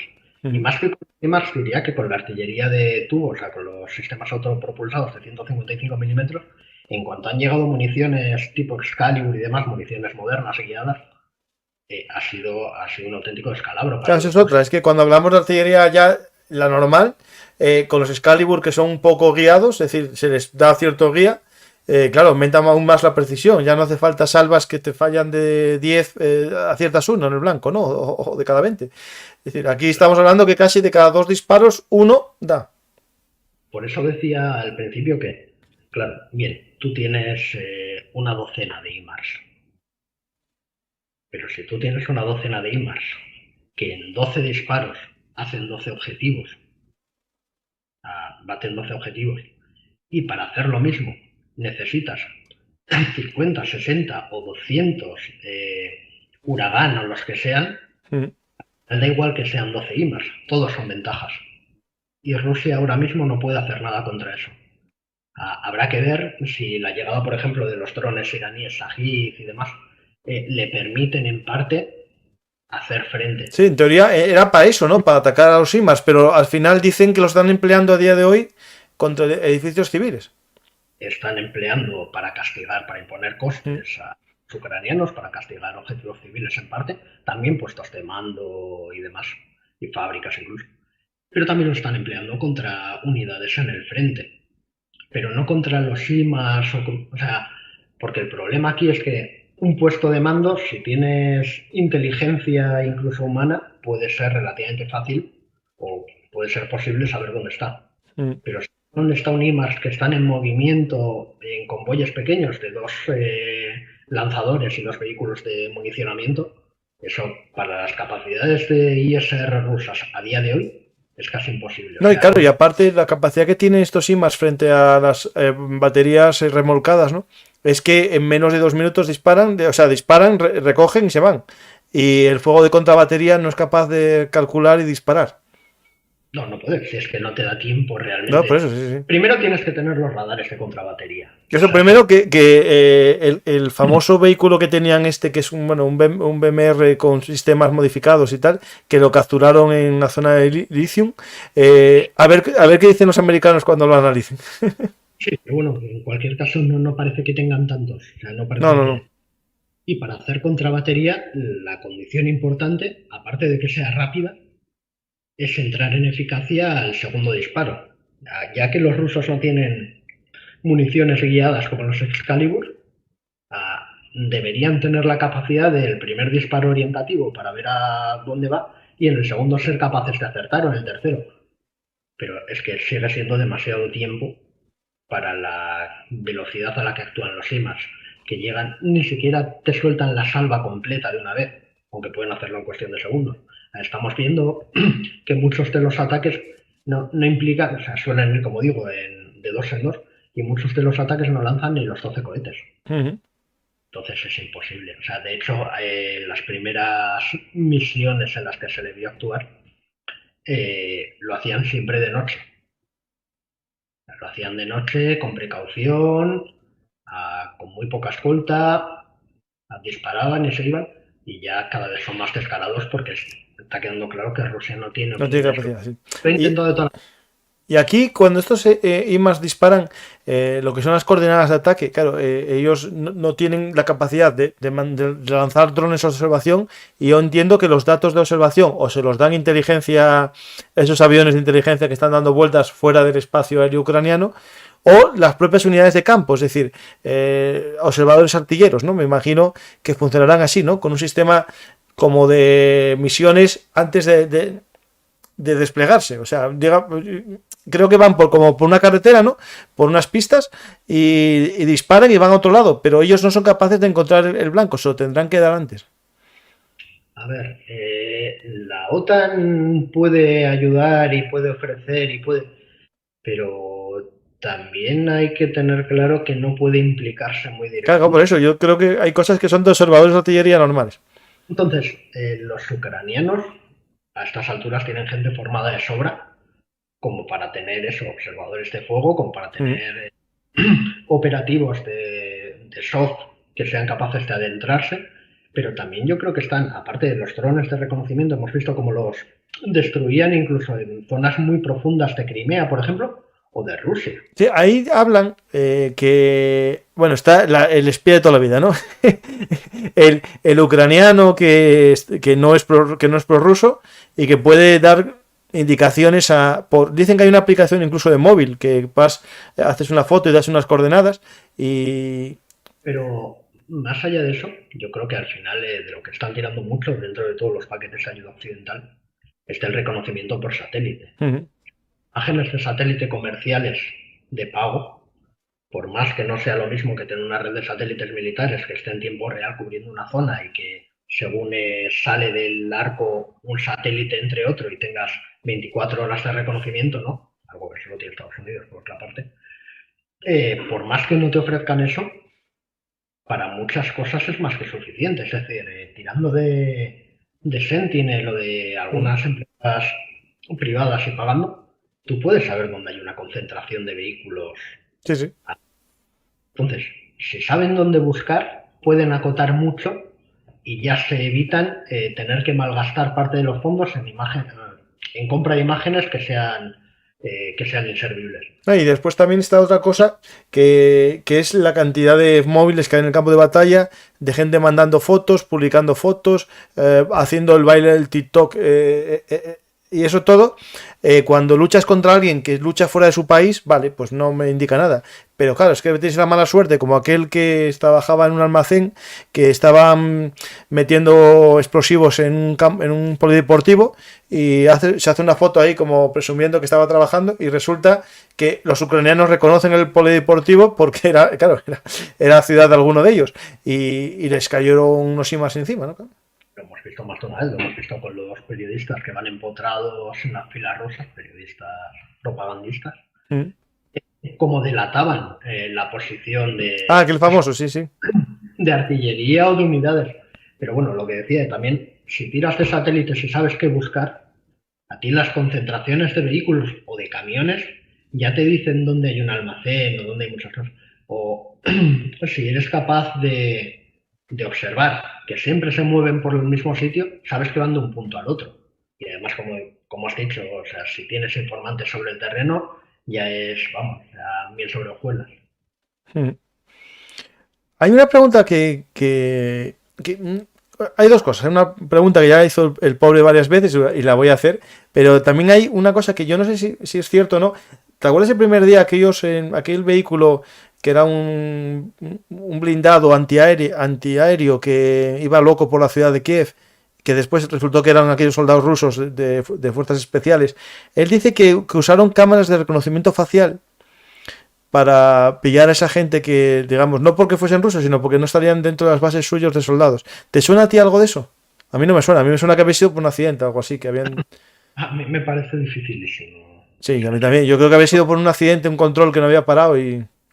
Eso es mucho más fácil. O sea, sí.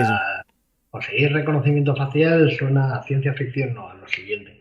O sea, una cosa es que en China, en tiempo de paz y dentro de las ciudades, en una sociedad que está controlada, tengan datos. Y otra que Ucrania, que es un país que tiene unos problemas enormes de corrupción, que prácticamente era un estado fallido y en el que el estado seguramente no tenga ni los datos fiscales de todos sus habitantes. Los fiscales seguro que no. Vaya a tener una base de datos con las caras. No, yo creo que no. Totalmente imposible. No, porque, a ver, no sé, tengo dudas de si tendrán hasta sistema de catastro o algo así, porque a ver, esto lo digo porque Grecia, cuando salió toda la crisis, había un impuesto a las piscinas y solo declaraba una piscina en toda Grecia. O sea, es decir, que... No solo allí, o sea... No, y en España, o sea... En Francia ahora la Hacienda francesa está detectando decenas de miles de piscinas ilegales con reconocimiento automatizado por satélite. Claro. Inteligencia artificial, un programa se dedica a examinar imágenes por satélite y detecta con bastante precisión dónde hay una piscina o lo que es una piscina. Entonces, automáticamente el Cisco te manda la carta diciendo, oiga usted... La licencia de obra. Pero hasta ese momento estabas ahí. Claro, lo mejor hacer la cubierta, es la lección. Sí. O por lo menos que no sea azul, porque azul canta. Y otra pregunta que hacía... espera, que el nombre... No, pero me acuerdo perfectamente la pregunta, porque la hizo varias veces. Era el tema de si fue, ahora visto a doctor posteriores, ¿no? El tema de no haber activado el 9 de mayo la movilización general o la movilización rusa, si fue un fallo. Es decir, ahora la movilizan, ¿no? Cuando ya es para taponar heridas, ¿no? Si lo hubiesen movilizado cuando ya todavía estaban avanzando para taponar la retaguardia, ¿hubiese sido mejor? ¿O no hubiese sido mejor nunca? Habría sido exactamente lo mismo. Es decir, para hacerlo bien, tendría que haber sido un tiempo antes de la guerra. Claro. Toda esa gente tendría que haber tenido un mínimo de formación, o por lo menos sí que habrían liberado a los soldados profesionales para que se dedicasen a la lucha y poder ocuparse los reservistas de todas las tareas logísticas y de todo lo que esté eso en segunda línea. Pero, como he dicho, si es que partían de un fallo inicial enorme, o sea, un error de concepción terrible. Y eso era imposible de remontar. Lo están intentando ahora, que están intentando estabilizar el frente.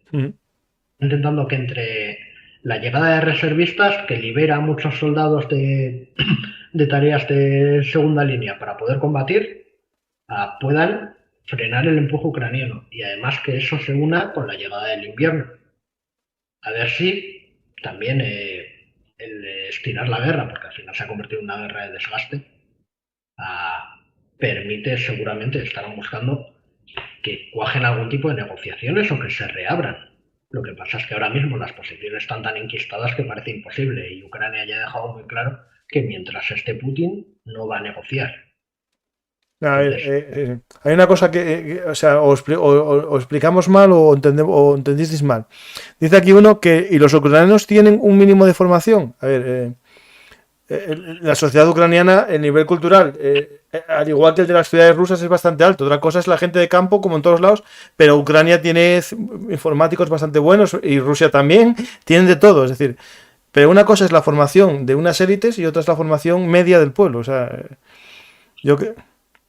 En Ucrania, en la parte del ejército, de todo, evidentemente. Claro.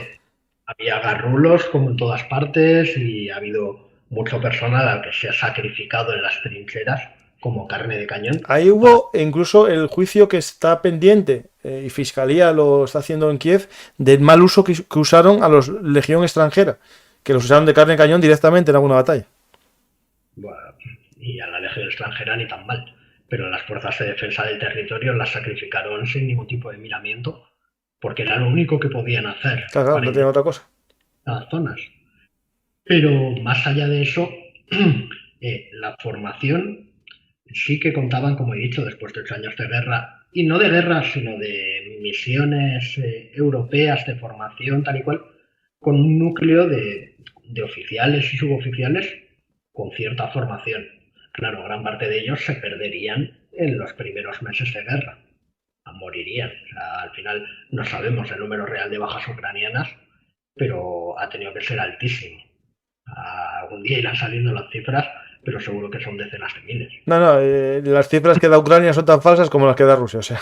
Por supuesto. Yo la realidad creo que morirían el mismo número de soldados de los dos bandos, y ahora puede que esté cambiando a más rusos, ¿no? Pero la realidad es que podemos estar hablando del mismo número, pero Ucrania está mintiendo porque no quiere bajar la moral de sus tropas, y de hecho hablaban por ahí que había, no sé si ya 10.000 desaparecidos, que sus familias están exigiendo al gobierno ucraniano que les digan dónde están, si están muertos, están vivos o están capturados, ¿no? Es decir, eso existe. Por supuesto, pero es que no tendrán ni los datos al gobierno ucraniano, lógicamente, y menos con el tipo de guerra que hemos visto con barreras de fuego de artillería, en el que desaparecido es volatilizado. Sí. Yo, por ejemplo, siempre recuerdo al primo de mi madre, que murió, era de los de la División Azul, y su cuerpo no apareció y aparece desaparecido por fuego artillero en su expediente. Por supuesto. Entonces, a lo que iba es a que, si bien de inicio Ucrania tenía un núcleo de personal con formación, el personal verdaderamente formado ha empezado a llegar hace un par de meses. Es decir, todo el personal que movilizaron y que en lugar de combatir tuvieron el buen tino de enviar al extranjero a que se formase, es el que ahora les ofrece una ventaja diferencial. Es decir, libra por libra, soldado por soldado, un ucraniano formado en el extranjero en un curso con monitores occidentales que son profesionales y que tienen bagaje, comparado con uno de los Moviks, uno de los reservistas movilizados rusos, no tienen nada que ver. Mucha ventaja en ese sentido para Ucrania, aunque sean cantidades mucho menores. Al final, en el campo de batalla moderno, el valor sigue siendo importante, por supuesto, la moral, la determinación, todo lo que se quiera, pero la formación y el equipamiento son mucho más importantes que el valor. O sea, tú puedes ser el más valiente del mundo, pero como seas un niño iraní corriendo por un campo de minas, lo único que vas a hacer es muerto. Sí. Eso no te dudas ninguna, que en un soldado lo importante es, primero, que tenga formación, que tenga entrenamiento y que tenga equipo. Y después hay un tercer elemento que no depende de nada, que es la suerte, ¿no? Porque No, yo lo tengo bien claro. Es decir, tú puedes ser un héroe, puedes ser lo que quieras, pero ante un fuego artillero que sobrevivas no depende de ninguna virtud. Hombre, evidentemente si no eres un idiota, no eres un borracho y estás continuamente mejorando tu pozo de tirador, Bueno, eso sí, claro. tienes más oportunidades. Eso de mejorar tu trinchera, mejorar tu pozo, eso es algo que al parecer los rusos olvidaron. Yo tengo el recuerdo cuando de Chernóbil, cuando estuvieron picando en Chernóbil, que no sé quién les mandó, el inteligente allí, a los pobres picar en Chernóbil, pero es que el problema es que picaron y después no ordenaron nada, estaban allí. Y en Chernóbil estuvieron poco tiempo, pero en esta zona de Donetsk tienen que hacer ya posiciones para mucho tiempo. Lo hemos visto recurrentemente, es decir, cada vez que los ucranianos entran en una posición rusa que toman, lo hemos visto ahora en Kharkov sobre todo, aquello es un nido de ratas, de basura, de descomposición, de desorden. No es la imagen que se espera de un ejército que en principio era profesional o estaba profesionalizado. O sea, al final el infante ruso, es muy difícil no verlo como el de 1905, el de 1917 o el de 1943. No. O el de Afganistán en los 80. O sea, no parece en ese sentido que hayan mejorado demasiado. O sea, lees los testimonios de la Primera y Segunda Guerra de Chechenia, sobre todo de la primera, y ves lo que estamos viendo ahora y dices que algo han hecho muy mal para no cambiarlo cuando sabían cuál era el problema y han intentado, como he explicado al principio, en diferentes reformas solucionarlo. Y sin embargo, las tendencias y las inercias son las mismas que hace un siglo. Sí, estoy contigo que cada vez más se me está pareciendo el panorama a esos ejércitos de masa, ¿no? Es decir, decía aquí en el chat que es que, claro, debe ser muy frustrante ser historiador y seguir explicando que los rusos no luchaban en masa.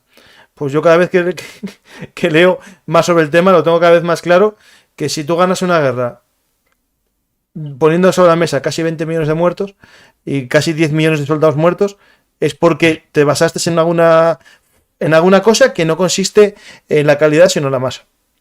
Por supuesto, no hay más que comparar las cifras de bajas estadounidenses, incluso en Normandía, que era un escenario atroz, o en Okinawa, con las bajas rusas, cualquier día tonto de la Segunda Guerra Mundial. Sí. Día tonto, o sea, no hace falta irte a Stalingrado, que cualquier día normal, incluso ya muy al final con el ejército nazi descompuesto completamente, la cantidad de bajas que acumulaban los soviéticos era enorme y totalmente incomprensible, salvo que eso, a cargas en masa y al estilo de la Primera Guerra Mundial intentando asaltar posiciones enemigas. Sí. La gente dice que no era así, pero la realidad yo cuanto más leo, y además es un hecho concreto, si los alemanes no perdieron más millones de personas es porque está claro que el que más moría eras tú. O sea, es un dato tan sencillo como eso. Si los alemanes perdieron 1 millón y tú perdiste 9... Se puede ser muy fan del ejército soviético, se puede tener preferencias, se puede pensar que tenían material bueno, que lo tenían, muchas cosas. Pero la evidencia de los números... Sí, estoy contigo. Sí. Y la disciplina del soldado, del Iván, que por desgracia es la misma en todas las guerras, y que vayan rezando Putin, que no empiecen a rebelarse como se rebelaron a lo mejor en el 1905 y en el 1917. Yo no sé si se rebelarán, dudo. No veo a la tropa ahora mismo rebelándose. No, porque no están todavía suficientemente calentados. Sí veo es que ahora con la llegada de Surovikin es muy posible que en cierto modo vuelvan a utilizar tácticas de masa en lugar de intentar otras cosas porque no tienen más opciones. Entonces, ahora que va a llegar el grueso de los movilizados poco a poco, intentarán, como sea, estabilizar el frente e incluso lograr avances en Donetsk y hacia Bakhmut y demás, que ya les vienen costando un número enorme de bajas y que les van a sumar muchas bajas más. Y lo veremos seguramente también en Kharkov, como intenten frenar a toda costa los avances ucranianos y va a tener que ser con el número. Sí, porque claro, Cristian, lo que es, blindados, carros de combate, todavía les quedan remanentes, pero claro, la gran parte están dañados, un gran número. No sé cómo está el contador de Oryx, pero muchos, o sea. Hace días que no miro las cifras de Oryx, la última que me quedé, y estamos hablando hace cerca de una semana, eran 1.250 carros perdidos confirmados visualmente. Es que 1.250 es que no los tiene toda la OTAN, salvo que todos Estados Unidos. Claro. Lo que sí hemos visto, y hay señales significativas, es que Rusia está intentando conseguir munición, plataformas y sistemas en cualquiera que esté dispuesto a suministrarse. O sea, ha habido rumores de negociaciones con Corea del Norte, peticiones a China seguro, de hecho las hubo ya en fases iniciales de la guerra, está documentado, pero hoy mismo se ha sabido que Bielorrusia va a suministrar carros de combate T-72. Estamos hablando de los modelos más pelados, T-72A, que seguramente Bielorrusia tuviese sin ningún tipo de mejora. No, esos no tuvieron ninguna. Eso es significativo de que los miles de carros que Rusia realmente tiene en los depósitos, en muchos casos no se pueden devolver al servicio, o es tan caro y problemático devolverlos al servicio que no lo puede hacer en un plazo. Nos pasó a nosotros con los Leopard que teníamos almacenados, que al final no eran baratos ponerlos al servicio, ya no te digo los que están en Siberia almacenados. Claro, entonces, si Rusia está recurriendo a Bielorrusia para esto, con algo de lo que se supone que debería tener, es que los problemas son mucho más grandes de los que aparentemente se le suponen. Y como consecuencia, al final, lo único que va a tener, la única ventaja diferencial que puede tener respecto a Ucrania en los próximos 2-3 meses, es la masa. Esos 300.000 movilizados, de los que no llegarán 300.000, llegarán con mucho 200.000 seguramente por diferentes razones, y muy posiblemente tengan que recurrir a una segunda movilización de aquí a un tiempo para seguir manteniendo el ritmo. Pero lo que vamos a ver es seguramente un recrudecimiento y un aumento en el número de bajas en las próximas semanas y meses. No, evidente. El problema es que, claro, las tácticas de carne de cañón, cuando eran otros tiempos y tal, era lo normal, ¿no? Pero claro, en pleno siglo XXI, usar ese tipo de táctica, claro, da un poco, ¿se me entiendes? Como de choque, ¿no? Es decir, parecía que el siglo XXI iba a ser unas guerras distintas, ¿no? Y al final estamos viendo que nos vamos a guerra de trincheras, a guerra de fuego artillero, a guerra de masas. La guerra es la guerra. La guerra, no, sí, estoy contigo, pero mucha gente pensaba que era otra cosa. O sea. No, es un choque de voluntad. O sea, puede cambiar el carácter, puede cambiar la forma, pero la guerra es la guerra y al final, ante una misma situación, tiras de lo que tienes.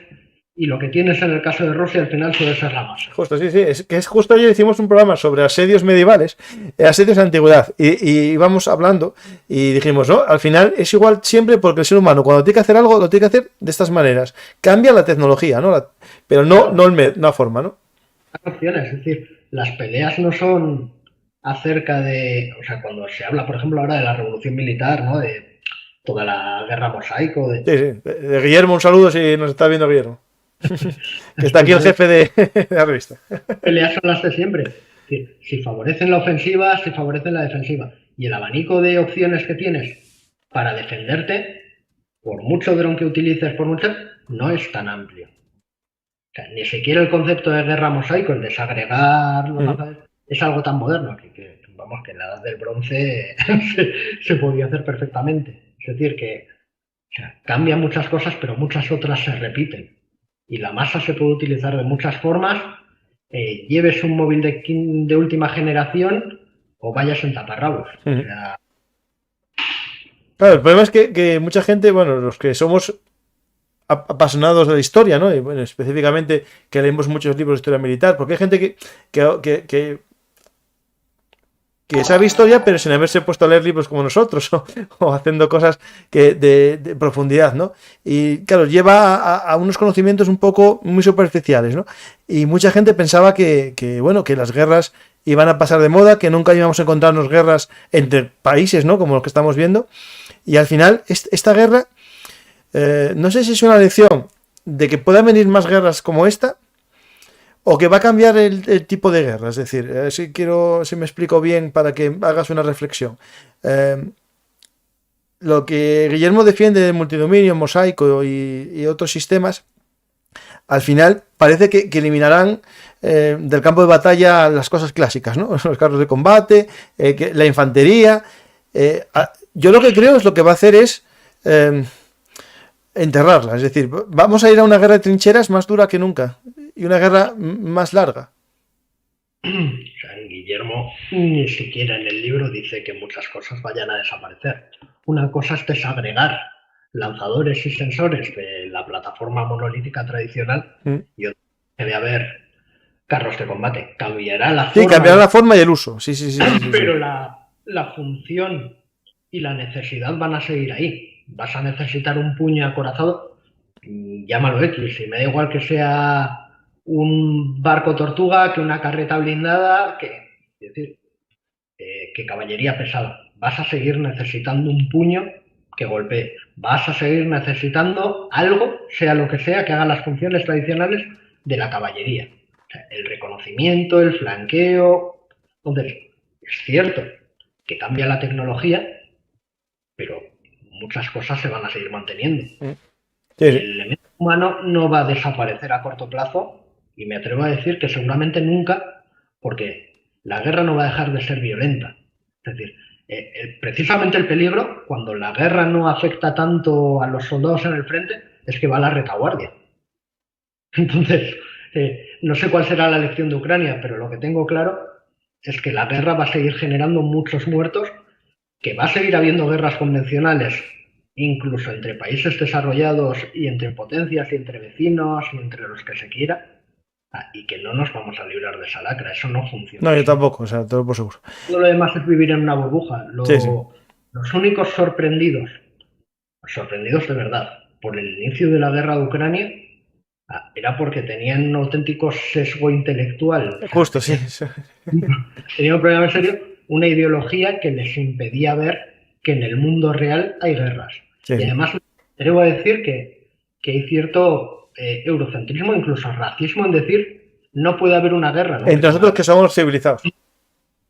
Sí, pero civilizados y blanquitos. Es decir, es muy duro decirlo, pero es que entre Armenia y Azerbaiyán, 4 días antes de la guerra de Ucrania, había una guerra. Sí. Pero bueno, ten en cuenta que la mitad de los europeos que van de eso que tú dices no saben situar Armenia y Azerbaiyán.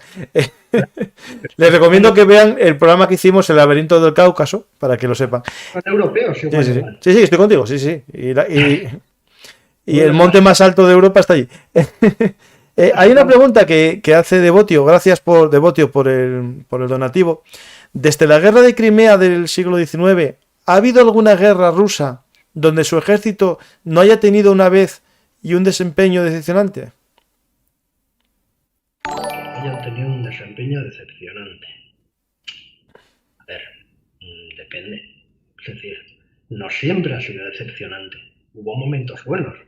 Ahí tenemos a Zhukov. Sí, bueno, Zhukov, claro, sí. Hubo batallas buenas. Incluso ya no te hablo de la Segunda Guerra Mundial. Mira, las luchas contra Japón en el Galingol. Claro. Y estaba Zhukov ahí. Momentos buenos hubo. Incluso hubo algunos en los que se demostraron relativamente competentes.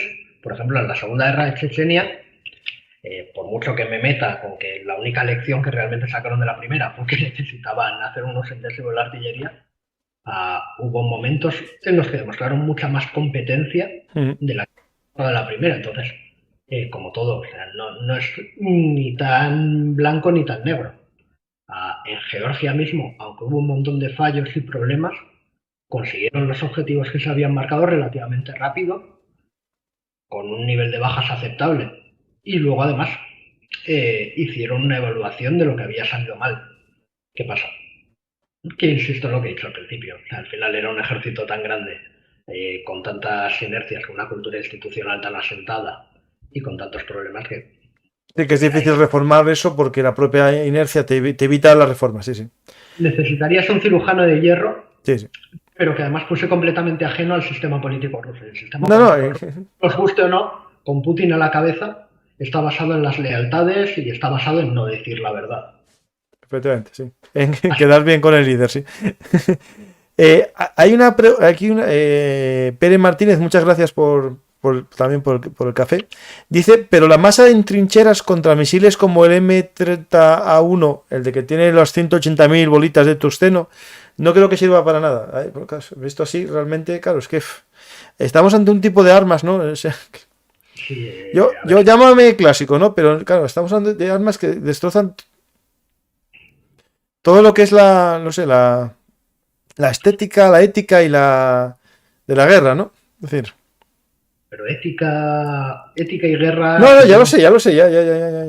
cuando vemos, y esto es muy criticable, los ucranianos se hinchan a publicar vídeos, por ejemplo, con el dron soltando la granada sobre un soldado que está durmiendo, Sí, que y lo hacen todos los días. está comiendo.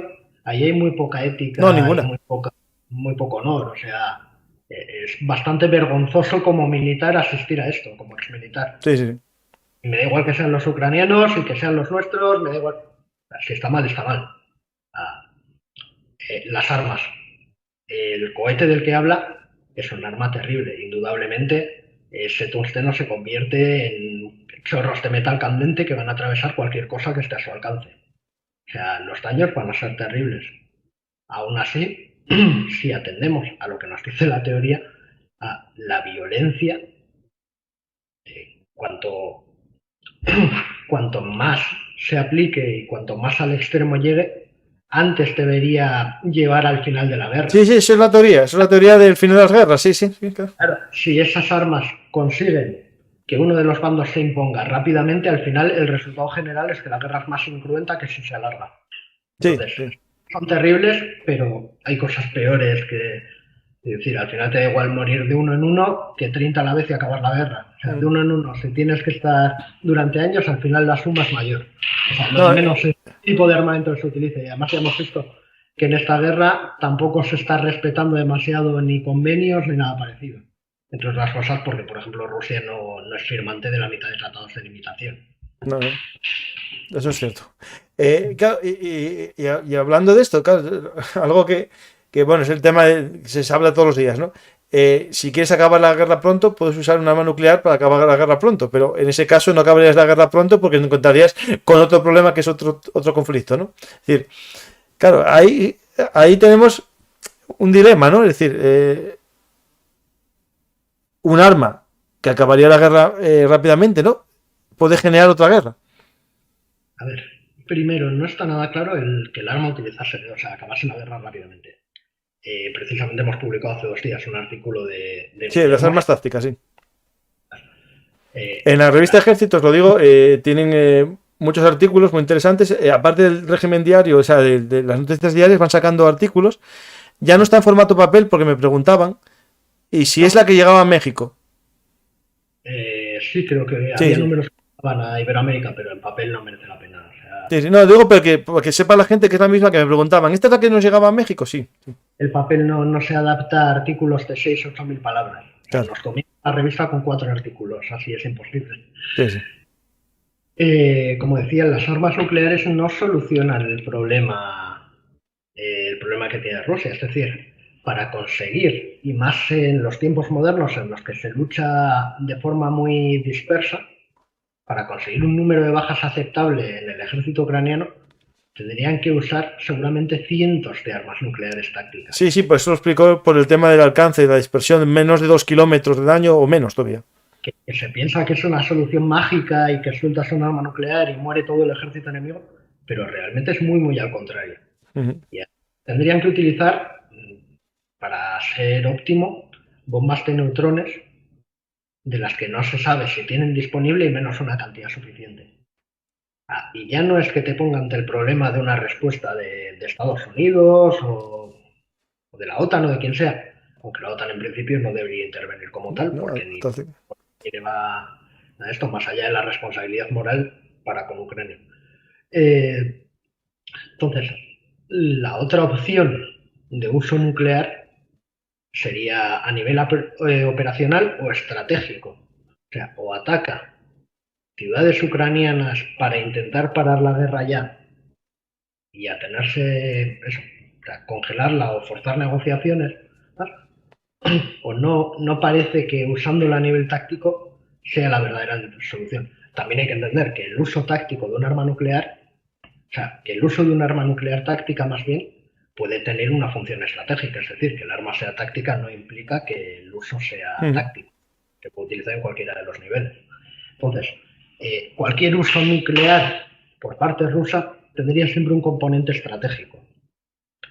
Y aquí está el problema de la escalada, que podría ser muy rápida y muy violenta. Claro, ¿no? Iría subiendo para arriba como la espuma. Más que subir, el asunto es que Rusia no concibe la escalada exactamente como nosotros. No es eso de ellos lanzan un arma nuclear, nosotros lanzamos un ataque convencional sobre las tropas rusas en Ucrania, ¿no? Que sería el paso lógico por parte de Occidente, atacar solo a tropas rusas y solo en Ucrania en lugar de atacar el territorio ruso para no darles pie a extender la guerra. No, o sea, Rusia funciona con otros conceptos como el daño disuasorio y demás. Podría buscar directamente, o sea, sin apenas preaviso y sin apenas escalada de intercambio, un ataque, por ejemplo, lo digo aquí que vivo en Bruselas, un ataque contra Bruselas, que sería algo muy simbólico y totalmente estratégico, para dividir a los socios europeos, a los aliados europeos de Ucrania, y para separarles de Estados Unidos y buscar una paz por separado, por ejemplo. O sea, hay un montón de escenarios que se nos escapan y que son posibles. Entonces, hay que, o sea, no parece que sea una solución y sin embargo, llegados a un punto, Rusia no va a tener más remedio que recurrir a ello. Sí, sí, claro, porque llegará un momento que no tenga una forma, bueno, de parar un poco la sangría. Ahí entraría, por ejemplo, en las opciones que tú planteas, ¿no? Por ejemplo, claro, una cosa que tenía como, digamos, como amenaza, ¿no? Que era el corte del suministro de gas, que todavía pasa algo de gas, era cortarlo para que el invierno fuese muy frío, pero bueno, ya lo cortó, las reservas están. Yo creo que este invierno, no habrá problemas de que no haya gas, sino que habrá recortes y un precio carísimo. Lo que hablan es, para que ya hay economistas y tal, que hablan que el próximo invierno va a ser el malo.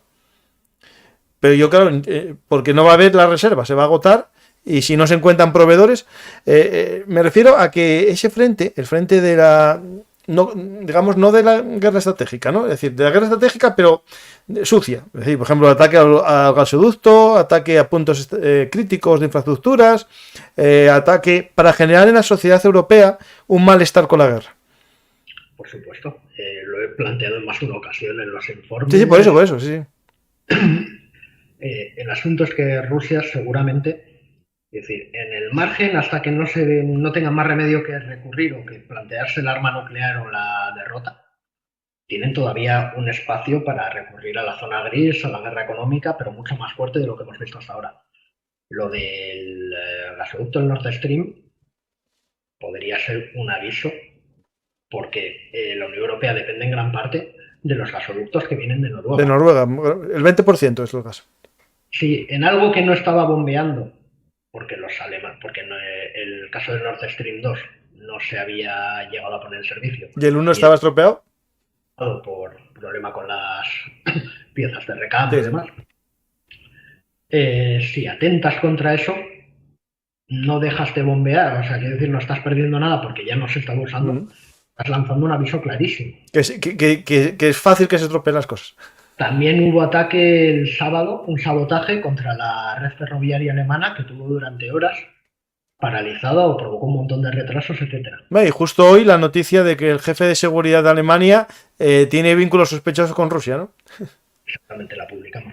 Entonces, hay mucho más margen. Ataque a cables submarinos, por ejemplo, es otra opción recurrente que siempre se plantea. Pero ahí, por ejemplo, la OTAN sí que dijo que si se atacaba esas infraestructuras, la de los cables, que lo consideraba una puesta en marcha del artículo 5. Pero, claro, el problema es cómo demuestras quién fue, ¿no? Ahí está, el tema de por eso digo lo de la zona gris. Sí, esto es una zona gris de verdad y abismal. Claro, tendrían que conseguir detectar el submarino y ya puestos a hundirlo. O sea, sí, que quede la prueba clara ahí. Sí. A tener un pez y decir esto. Pero sí, hay un margen muy amplio para que Rusia realice acciones encaminadas a eso, a que la sociedad europea se ponga en contra de mantener el esfuerzo, el apoyo a Ucrania. ¿Qué pasa? Que por ahora no le está funcionando. Es decir, por muchas campañas que lanza, por mucho corte de gas, por mucho esfuerzo que hagan redes sociales, eso, en base a bots o a gente que pagan para vender determinado discurso en televisiones, en medios de comunicación, etcétera, realmente no está consiguiendo el efecto que deseaban. O sea, la guerra informativa rusa, en este caso, se está demostrando muy, muy inferior en capacidades también a lo que se esperaba. Pero ahí se puede beneficiar, por ejemplo, el hecho que en Europa se cortasen Sputnik, RT, digamos, ya al comienzo de la guerra. Digamos salvo a gente que esté muy interesada, que entre en Telegram, que entre en sitios así, a la gente normal, pues no lo ve en YouTube y ya no busca. Por supuesto. O sea, y mira que es un tema muy polémico. Es decir, sí, es polémico porque a mí me gustaba aprender también de todos los lados, sí, sí. Yo sigo entrando en RT, y sigo entrando en Sputnik, y sigo entrando en TAS, en todo lo que haga falta, porque si no, no me entero. O sea, y tengo la necesidad de leer también el punto de vista ruso, lo comparta o no. Es decir, esto se entiende porque es un contexto de guerra, pero no debería ser así. No, estoy contigo, sí, sí. Deberías educar a la gente para que tuviese un pensamiento crítico y fuese capaz de analizar con seriedad lo que está leyendo y recapacitar sobre ello. Pero cortar el acceso ha sido algo muy serio. O sea, ha sido un precedente bastante peligroso.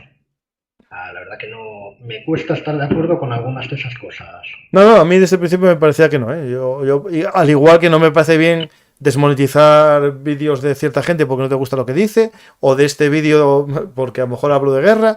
Es decir, el problema, claro. Ya llevábamos años con el tema de la guerra informativa, que además en el caso ruso contiene muchas cosas. Tenemos un artículo de Guillem Colón en la web sobre el tema. O sea, ¿cómo lo combates? Y más con cierta inmediatez. O sea, tampoco había tantas opciones. También estamos viendo cómo se actúa en otros canales. Por ejemplo, es muy posible que ahora mismo en las redes sociales la mayor parte de los bots sean occidentales y pro-ucranianos. Sí, también, sí, claro. Sí. Estábamos habituados a que los rusos fuesen mayoría y tuviesen prácticamente un terreno virgen en las redes sociales. Se vendía determinados mensajes, especialmente en España, en Italia, en Iberoamérica, era algo muy, muy habitual. Y sin embargo, en gran parte se lo han cortado. Está vendiendo todo lo contrario. Vivimos en un momento muy, muy interesante en sentido porque tampoco tienes nunca una imagen verdaderamente completa de lo que está ocurriendo. Sí, estoy contigo. De hecho, mira, hay una pregunta que hacen ahora que tiene que ver con Irán, que está en pleno revolución, en plenas revueltas, que no es la primera vez que una chica, por desgracia, muere asesinada por la policía esta religiosa, no es la primera vez, y ahora se comienza una revuelta. Todo está vinculado. Yo creo que no hay nada en esta vida que no esté vinculado. Y hay una pregunta que hacen aquí en el chat, que si puede Rusia, a cambio de lo que está a lo mejor recibiendo de drones y tal, darle tecnología, no, pero bueno, o ingeniería nuclear a Irán a cambio, rompiendo las sanciones que existen y todo. No parece que Irán necesite esa tecnología nuclear. Sí, lo que necesita es poner en marcha y que los israelíes no se la estropeen, ¿no? No, que va. El programa nuclear iraní tiende a ser durmiente, o sea, Irán ahora mismo lo que quiere es tener las capacidades nucleares durmientes, aparcadas, o sea, como amenaza, como potencialidad. Sí. No le interesa tener la bomba y arriesgarse a recibir un ataque y tal, sino utilizar eso ahora mismo como elemento de negociación para conseguir un mejor acuerdo. O tener, es decir, no parece que Rusia tampoco le interese demasiado tener un Irán nuclear, porque a nadie le interesa tener un Irán nuclear. Es decir, Rusia no va a estar más segura teniendo a Irán en su frontera sur dotada de armas nucleares. No, tampoco, no. Claro, esto es lo mismo de China. ¿A China le interesa que Rusia utilice armas nucleares en Ucrania? No. ¿Por qué? Porque al día siguiente el mundo cambia. Sí, ya está abierta la veda. El mundo cambia, te supone que Estados Unidos te pone armas nucleares en Taiwán. Sí, claro. Los surcoreanos y los japoneses van a decir que ni doble llave, ni nuclear sharing, ni nada, que quieren sus propias armas. Porque lo que estamos viendo en el mundo que nos ha tocado vivir es como con el paso a la segunda era nuclear, una de las cosas que se hacen es utilizar las armas nucleares no para la disuasión estratégica, como se hacía, o sea, para la disuasión defensiva, para evitar que alguien te ataque, sino para la disuasión ofensiva, que es lo que está haciendo Putin en Ucrania. Sí, está claro, sí. Yo puedo atacar. No, y de hecho, por ejemplo, Polonia está pidiendo que se pongan armas allí, que se entrenen a sus pilotos para usarlas. Finlandia casi dice que también. Es decir, claro. De hecho, hay una pregunta que está hoy muy en boga y que es el tema de Bielorrusia, ¿no? Y las fuerzas conjuntas, ¿no? Nosotros hace tiempo hicimos un programa que era ¿Cómo va la guerra de Putin? No sé si en mayo, por ahí. Y hablábamos que Lukashenko no quería mandar tropas porque tenía problemas internos en el ejército y sobre todo el miedo a revueltas que, claro, si tienes la mitad del ejército fuera, no son capaces de parar la revuelta, ¿no? Y sobre todo, Cristian, no sé si coincides conmigo, el problema que tiene este régimen es que si llama reservistas y los arma, claro, tiene un problema también, que tiene a lo mejor la mitad del pueblo armado y que no está con él, ¿no? Lukashenko está, lo he puesto ya en el informe, intentando mantenerse de perfil. Tiene que cumplir con Putin porque lo tiene cogido de decirle, su permanencia en el poder se la debe a Putin. Y además su supervivencia política está ligada a la de Putin. O sea, con otro líder en Rusia se antoja muy difícil que Lukashenko siguiese siendo el dirigente de Bielorrusia. Y sin embargo, él no puede permitirse el lujo de entrar directamente en una guerra que le puede crear un problema interno enorme, como ya ha tenido hace no tantos meses. La sociedad bielorrusa, al final, no creo que esté muy dispuesta a ver ataúdes llegar cubiertos con banderas. Sí, además por una guerra que no es la suya, ¿sabes? Claro. Y además los discursos casi paranoicos que hemos visto en relación a Polonia y demás, casi como anunciando una acción de falsa bandera para tener una excusa para... Bielorrusia, con el ejército que tiene, con las fuerzas armadas que tiene Bielorrusia, no están para meterse en guerra con nadie. No, es que aparte si tiene miedo a Polonia, ¿a qué divide sus tropas atacando a Ucrania? Es decir... Bielorrusia no tiene una guerra con la OTAN, eso está claro, porque sí. no tiene que ganar. Entonces, le interesa parecer como el más motivado de todos, el más adepto a Putin, el máximo defensor de... y al mismo tiempo estar diciendo que es gracias a Bielorrusia que la frontera occidental de Rusia está seguro, que es Bielorrusia la que está aguantando a Polonia ahora mismo y aguantando a la OTAN prácticamente mientras Rusia puede centrarse en Ucrania, lo que es una auténtica barbaridad. Pero de ahí a que se quiera inmiscuir y que se quiera arriesgar a entrar en la guerra, medio un abismo, porque lo que se está jugando es el pellejo literalmente. Sí, yo creo que el régimen no está para soportar un acto como este, es decir... a ver si preguntas más, porque si no, pues podemos seguir hablando mucho. El puente de Kers, vosotros estáis con lo del camión. Yo el camión dudaba y tenía mi teoría sobre un explosivo por debajo, un dron barca de estos, alguna cosa así. Pero ya estáis seguros, vosotros defendéis la postura del camión, ¿no? Seguro. Yo creo que sí, personalmente. Es decir, al principio, el primer día, había más dudas, pero claro, aquí hay un problema de falta de... Sí, claro, yo el primer día con la sombra que vi por debajo del puente, me tiré para el barco. Claro. Defendía que no, porque el vídeo me parecía que el camión ya estaba en la parte alta, pero es verdad que salió una foto hoy que una parte derrumbada del puente está en una parte elevada. Entonces ya, bueno, a lo mejor... Pero no sé, yo sigo pensando opciones, ¿no? Porque que los rusos digan eso y coincida... Es lo que me entiendes, ¿no? Si tú... Se planteó que pudiese ser un ataque de falsa bandera. También. E incluso un ataque de falsa bandera, pero no por parte, o sea, orquestado por el gobierno ruso, sino por una pelea entre facciones. Claro. Para dejar en ridículo a Shoigu y compañía. Efectivamente. O al ministro Interior, que va mierda interior tienes, ¿no?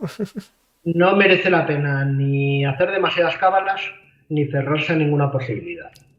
Porque muy pronto para saberlo. O sea, estas cosas se saben pasado mucho tiempo. No, y esta si el que lo hizo no lo reconoce, se va a tardar mucho más, porque van a ocultarlo las dos partes. Todavía es el día que lo del Mincolea, sí. Imagínate para saber en 48 horas qué ha pasado en guerra. Lo del camión parece bastante claro porque si hubiese sido un ataque, por ejemplo, con misiles, ¿no? que se ha llegado a plantear, o se habría atacado el puente ferroviario, que es el importante. Sí, es el importante, sí. Al final lo que te interesa es que no pasen trenes, los camiones. Si hubiese sido con un barco, la plataforma caída, los largueros caídos del puente tendrían daños por debajo. Tendrían marcas negras de explosiones, los pilares, los largueros, y estaban intactos totalmente. Y además hay fotografías por satélite de Maxar que publicamos en el informe de la guerra de ayer, está en la web, a verlo, en los que se ve perfectamente cómo hay en uno de los largueros, o sea, la marca del fuego de la marca de la explosión que afecta, coincide con lo del tren y es en la parte de arriba del larguero, no por debajo, o sea, es en el propio... Sí, se lo vi, sí. Y también hay explicación lógica por qué se partieron tramos separados. Y es que, claro, precisamente al caer el primero tiene un efecto de arrastre y descabalga las partes del resto. Sí, las empuja, ¿no? Sí. Parece que todo cuadra con lo del camión. Y de hecho hoy salía muy interesante las declaraciones de un oficial finlandés explicando además que posiblemente fuese, y esto sí que es lo mosqueante, no un explosivo orgánico, o sea, no fertilizante como se pensaba, sino que incluyese algún tipo de explosivo militar y termita.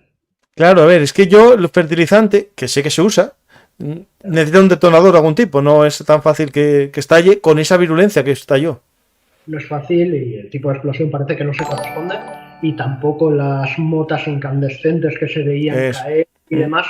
Por eso decía el hombre lo del termita. Puede ser explosión militar, pues tardaremos tiempo en saberlo. Sí. O sea, yo, bastante que lleguemos a saber que ha sido un camión y que no ha sido un dron submarino, un dron de... O sea, ya es bastante. Saber quién lo ha orquestado y demás, mira, lo único que sabemos es que los ucranianos en diversos medios han dicho primero que era una operación soft, luego que tal, luego que cual. Se me hace muy difícil pensar que han jugado a atribuirse una acción que no es suya. Claro, sí. A mí lo único son con suicida, ¿no? Es decir, pero claro, los rusos dicen que no es un suicida, sino que era un prove camionero que le metieron una carga sin saber, claro. Claro. También se me antoja un poco cruel, pero bueno, la guerra es la guerra. Sí. Un caballo de Troya, de toda la vida. Eso sí. Lituania o Polonia están traumatizados por el pasado. Rusia no atacará un país OTAN. Bueno, eso creemos que va a ser lógico que no lo ataque. ¿Interesa acorralar totalmente a Rusia con el coste y peligro que tiene? A ver, interesa acorralar. Hay dos formas de verlo. Una es, Rusia va a seguir ahí. O sea, Rusia no se va a ir a ningún sitio. Puede perder territorio como perdió en 1917, pueden pasar mil cosas, puede tener periodos de opresión, de revueltas internas, pero Rusia va a estar ahí. Entonces, los europeos vamos a tener que seguir conviviendo con Rusia siempre. No, a ver, yo Rusia estuve allí, me trataron muy bien, es un país que me gusta. Es que ponía alguien ahí antes en el chat que por qué Europa odiamos a Rusia. Todo contrario, yo estuve en Rusia 15 días, me encantó el país, me gustó mucho, la gente, bueno, peculiar porque es más seca que nosotros, ¿no? Pero muy amable, dentro de lo que nadie sabía inglés casi, y no sé, yo no tengo odio a los rusos, yo no... Esto no va de odio, o sea, tengo mucho... No, esto va en temas políticos, tema de intereses económicos de las élites. Va de intereses y no solo de las élites, es decir, al final son modos de vida que son bastante incompatibles, es decir, el proyecto que tiene Putin, la revolución conservadora rusa, todos los cimientos, todos los pilares de su régimen, chocan abiertamente con el sistema liberal, democrático y representativo que hay. Sí, no, estos serían los que optan por la tercera vía en Europa, que lo ven como bueno para seguir.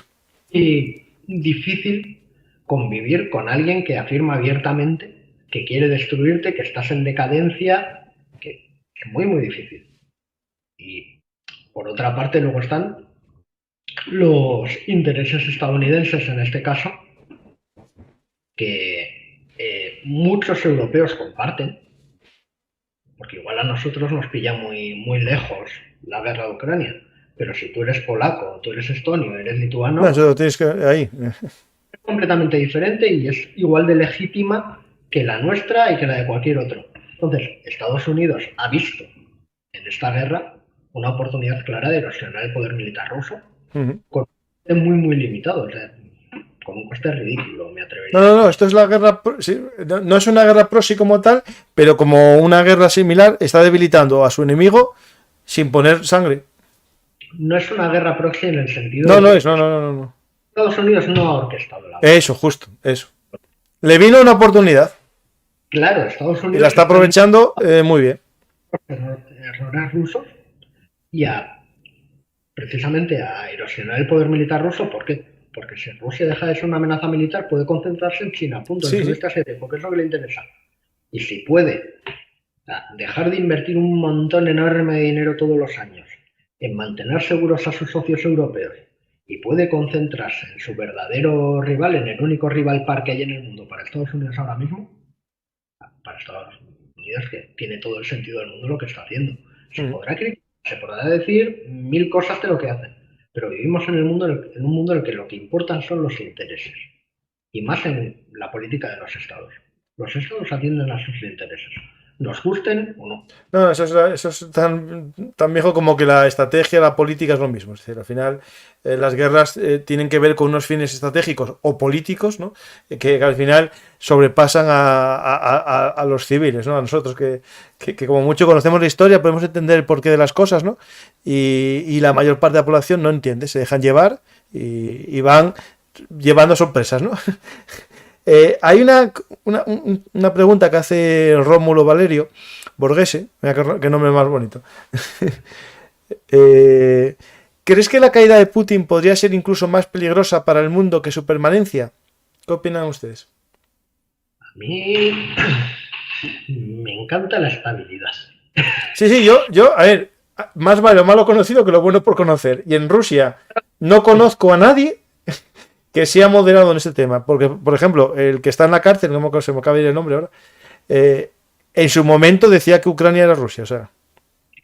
Por supuesto, a ver, que es un pensamiento muy habitual dentro de Rusia y tiene una lógica histórica. Sí, no, de esa historia de ellos lo entiendo completamente. El nacionalismo ucraniano es algo muy moderno. Pero bueno, más allá de eso, una Rusia inestable, por definición, es más peligrosa que una Rusia estable, esté quien esté en el poder. No quieres tener un país que tiene miles de ojivas nucleares y que vuelva a pasar lo que pasó a principios de los 90, cuando hubo que lanzar la iniciativa en un lugar para intentar mantener seguro todo ese arsenal. Sí. No quieres que el siguiente sea todavía más radical. No quieres. Y nada te dice que el siguiente vaya a ser un angelito o vaya a alinearse completamente con Occidente. Se me hace muy difícil ver una revolución de colores en Rusia y que de repente la democracia triunfe allí y sean igual que nosotros en algún... No, eso no funciona así. Entonces yo preferiría eso, por lo menos que la supervivencia del régimen, que no se jugase con ella. Y es algo que preocupa porque desde algunas capitales europeas y de Estados Unidos se juega abiertamente a hacer caer a Putin. Sí, eso había una teoría incluso en los años 2000 o por ahí, incluso en época del Yeltsin, la teoría de la desintegración de Rusia, que estaría bien, pero después se rechazó porque se vio el peligro de republiquetas armadas con armas nucleares y que sería un peligro, incluso golpes de Estado. Es decir, al final se favoreció a Rusia, a Yeltsin específicamente, para que recuperase el poder.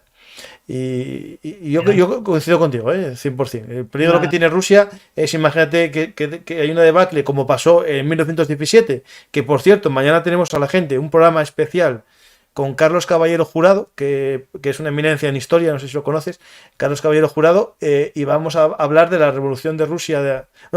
Él no llama revolución, él llama el golpe de Estado, porque revolución es solo la de febrero, la menchevique, y después la de los bolcheviques. Tienes toda la razón, es un golpe de Estado dentro de una revolución, por si acaso. Y mañana vamos a hablar del tema. Realmente en el 99, cuando Putin llega al poder, se encuentra un país completamente desvertebrado en el que las regiones habían ganado muchísimo poder respecto a Moscú. Sí. Y le costó años restablecer el control de Moscú sobre las regiones, designando gobernadores y demás. No quiero... O sea, pensemos en la Rusia de ahora. Si no tenemos a Moscú y no tenemos a Putin, no tenemos una autoridad indiscutida, lo que tenemos son Kadyrov. Lo que tienes es un montón de Kadyrov en Sí, potencia. sí. Y no sé, pero si tengo que elegir entre Putin y Kadyrov, por lo menos Putin, y me da igual si es bueno, malo o todo lo contrario, sabes que es racional. Sí, sí. Por lo menos suele actuar racionalmente en función de intereses y ser bastante claro y bastante predecible en muchos No, aspectos. a ver, el que diga que esto fue una sorpresa llevaba mucho diciéndolo, o sea, desde 2014, de una manera u otra. No, sorpresa ninguna. O No, sea, por eso, no, digo, si alguien se sorprendió, o sea. no, la salida tarde o temprano era la guerra. Sí, sí. Lo expliqué en enero en un artículo de las razones profundas de la guerra. Al final, para Rusia es un problema de seguridad. Rusia se está quedando muy atrás en la carrera militar y la única forma de tener que compensar eso es ganar profundidad estratégica. Sí, sí. Más allá de todos los temas, evidentemente, de lazos históricos, de lo que Rusia pueda creer que es Ucrania, etc. Rusia necesita ese espacio respecto a la OTAN. Estoy contigo, e incluso bueno, hay una, no sé quién lo dijo, un político, no me acuerdo cuál era, el que Rusia sin Ucrania, con Ucrania es un imperio y sin Ucrania no es nada, ¿no? En la frase es de Zbigniew Brzezinski, si no recuerdo mal, en el Gran Tablero Mundial. Sí, sí. Ah, Entonces, era él, sí, sí. eh, claro, aquí el tema es que Rusia evidentemente necesita controlar ese territorio en Ucrania y es una de las cosas que sigo sin explicarme, porque no tiraron directamente a conquistar hasta el Dnieper, volar los puentes, aquí paz y después gloria. Esto es mío, a ver cómo lo quitas ahora. Pero Rusia necesita eso, pero claro, nosotros tenemos otros intereses contrarios. Entonces, todos los que dicen que, bueno, hay que negociar con Rusia, hay que darle la parte de Ucrania que quiere, que primero, Ucrania era un país soberano cuya integridad ha violado Rusia. Sí, sí. También hay un deber moral, porque ya que se nos hincha siempre la boca hablando de derechos, hablando de un montón de cosas, hay un deber moral con Ucrania. Por otra parte, como europeos y como occidentales, nuestro interés es que Rusia, íntegra o no, pero que sea débil, que no sea una amenaza militar. Sí, sí, sí. O sea, que sea un buen vendedor, que sea un buen vecino, que nos venda de materias Claro, primas y que nosotros le compremos cosas y le vendamos. pero Y si puede sufrir el mayor daño militar posible, mejor que mejor. no, Y si tarda años en reconstruir sus fuerzas armadas, todavía mejor. sí, sí. O sea, eso hay que entenderlo, aunque sea algo muy crudo. O sea, y no es odiar a los rusos, simplemente que nosotros tenemos unos intereses. Ojo, hay quien piensa que tenemos otros intereses, que nuestro interés podría ser pactar con Rusia. Yo no lo veo. Eso ya, claro, depende. Hay gente que sí que quería que se entrase en la Unión Europea ellos o algo. Sí, yo en el 2000 cuando Putin llegó al poder, sí que había un intento, un acercamiento. Después, de repente, no sé qué pasó ahí, porque leí hace poco una biografía y se rompió toda la relación, porque en el 2001 la relación con Estados Unidos era muy buena. Cuando el 11S le dejó pasar, le dejó meter tropas a Kazajistán y tal. Pero bueno, ya se había visto cuando lo de Kosovo, Sí, sí, sí. que había un choque y que había muchos más choques en camino. Sí, sí, no. Para ellos, por ejemplo, para los rusos, Serbia y Kosovo fue la lección de lo que les iban a hacer a ellos. Lo tenían en mente metido como a calzador. Esto que hicieron a Serbia es porque son amigos nuestros y nos lo van a hacer a nosotros. Y de hecho, los serbios, el primer día de la guerra, yo vi vídeos de manifestaciones prorrusas cantando el himno ruso en Serbia como un partido de fútbol. O sea. Es decir, quiero decir que siempre se ha hablado, ¿no? O sea, hay quien defiende a capa y espada que debería ser una Europa desde Lisboa hasta Vladivostok. Pero eso solo lo defienden generalmente sectores muy concretos con una ideología también muy específica. Hay que compartir mucho los fundamentos de la revolución conservadora rusa para estar de acuerdo en esa idea. Es decir, hay que tener en cuenta lo que he dicho antes. Rusia, la Rusia de ahora, o sea, el gobierno ruso, es totalmente opuesto a todo lo que defienden las democracias europeas. Es decir, es un régimen iliberal. No, sí, estoy contigo. que le cuesta mucho transigir con temas como la homosexualidad, algo que nos echan en cara, con temas como la libertad de expresión, con un montón de... Entonces, es muy aliarte con el diablo. O sea, los Estados Unidos, desde luego, no son el país perfecto y han cometido todo tipo de atrocidades, barbaridades, siempre defenderán sus intereses, pero puestos a elegir, por lo menos en Estados Unidos puedo decir lo que me da la gana y en Rusia no. No, estoy contigo. Partiendo de que es importante lo que acabas de decir, porque todavía hay gente que en sus cabezas, ¿no? Y gente, bueno, que es política española y con cierto nivel que está diciendo que Putin es comunista. O sea, está bien que al menos nos vayamos centrando todos de que es ultraconservador. Pues acaso hay alguien que no se enteró.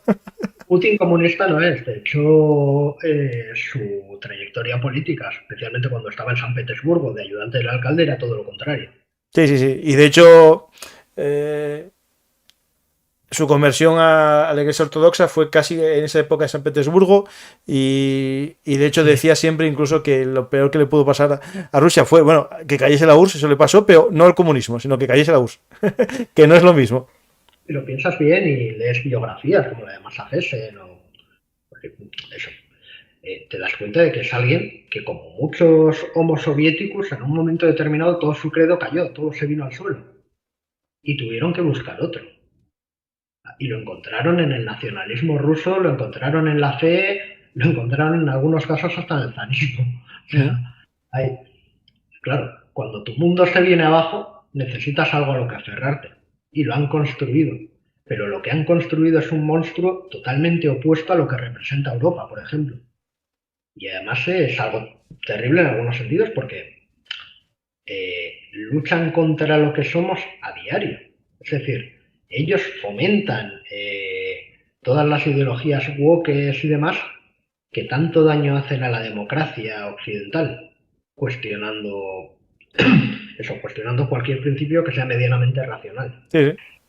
Entonces, ojo, o sea, que Rusia lucha contra nosotros en muchos frentes muy diferentes. No, claro, a ver, tú por un lado puedes vender tu pensamiento para que lo cojan, pero por otro lado fomentar el otro para dividir, o sea.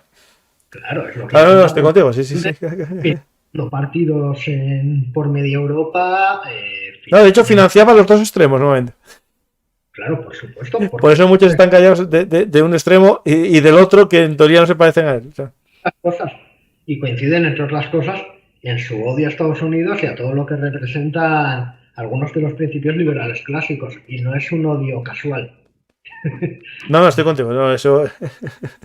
Entonces, ahí no tengo dudas. Yo como soy una persona bastante de centro, para mi lado, pero considero que los extremos nunca son buenos y normalmente sirven para dividir las sociedades, ¿no? Y tú, si los fomentas, lo que consigues es dividir la sociedad, que es lo que quiere siempre tu enemigo. Y todo esto nos lleva al problema de fondo del momento que vivimos ahora, y es, vale, tenemos que convivir con Rusia, va a seguir ahí, pero no podemos dejar que Rusia se salga con la suya. Claro. Pero tampoco humillarle es suficiente que pierda lo que tenía, claro. O sí, quiero decir, o eres capaz de infligirles una verdadera derrota militar, que sea tan incontestable, y que sepa que ni las armas nucleares le van a dar salida y no tenga más remedio que, o negocios. No hay estrategia. No creo que ni Estados Unidos ni nadie tenga una estrategia de salida para el conflicto ahora mismo. Lo dudo muchísimo. Estamos en un momento peligrosísimo, precisamente porque no se atisba un final claro ni por negociaciones ni por las posiciones están cada vez más enquistadas y no, lo que he dicho antes, parece que hay capitales europeas que están jugando directamente a la caída de Putin, pero la caída de Putin no tiene un plan B. O sea, yo no creo que nadie tenga en nómina al sustituto de Putin y que sea perfecto para nuestros intereses. O sea, no se me hace posible que nadie tenga tal nivel de control. Entonces, estamos en un momento bastante... No, estamos en un momento chungo, te digo yo, porque, claro, ¿cómo detienes a Ucrania? Imagínate que por algo cruzan y llegan para Crimea, ¿cómo los detienes? Que estás aquí en Crimea y esto de Crimea, bueno, es que no es lo mismo que el resto que liberas, ¿no? Es decir, es un tema muy complejo. O sea, no sé cómo hasta lo gestionará Estados Unidos en su momento. No sé, lo primero, si tienen pensado qué va a pasar en ese caso, porque a lo mejor no tienen ni pensado, porque no contaban que pasase. Y si pasa, ¿cómo harán para que Zelensky pare? Porque si Zelensky para y el pueblo ucraniano más venido arriba le presiona, claro, es un tema muy complejo de gestionar, ¿eh? Es decir, Muy difícil. ¿Qué vuelves? ¿Al 23 de febrero? Ucrania ya no se contenta con el no se 23. contenta, ¿no? Eso te digo yo, no, claro. Zelensky cae al día siguiente. No, sí, se lo cepillan. Claro, recuperas, integras por la fuerza Lugansk y Donetsk. Hay mucha gente allí que verdaderamente es prorrusa y que aunque no lo fuese, después de tantos años, Sí. en algunos casos ya se han educado en... O sea, es un tema muy, muy complejo al final, se podría llegar a negociar, se podría implementar una misión de paz o de interposición, seguramente, pero no parece que estén dispuestos. No veo claro el momento ese, dónde está la derrota militar que haga a Rusia darse cuenta de que no puede ganar la guerra sin antes recurrir al uso de armas nucleares, a la escalada vertical. Estamos jugando con fuego en un momento bastante difícil. Sí, no, la verdad que sí, yo nunca pensé que iba a haberlo así tan complejo, o sea, un tema, un conflicto con China, si lo veía, tal, posible, por Taiwán, ahí más o menos factible, pero que si hace 2 años hablamos de esto a esta escala, ¿no? No que hubiese otro Donbass, un agravamiento del Donbass o lo que sea, pero este conflicto, que claro, que ya estamos hablando de armas nucleares como el que habla el telediario, el telediario, Biden dice, no os lo toméis a broma, digo, bueno. Es decir, a ver si me entiendes, que estamos a un momento muy complejo lo que pasa es que hay otro tema. No se puede ceder al chantaje nuclear. No, que estoy contigo, sí. Pero claro, Biden dice, no os lo toméis a broma porque es en serio. O sea, que... Claro. ¿En serio? Claro que es en serio, totalmente. Pero no se puede ceder. Es decir,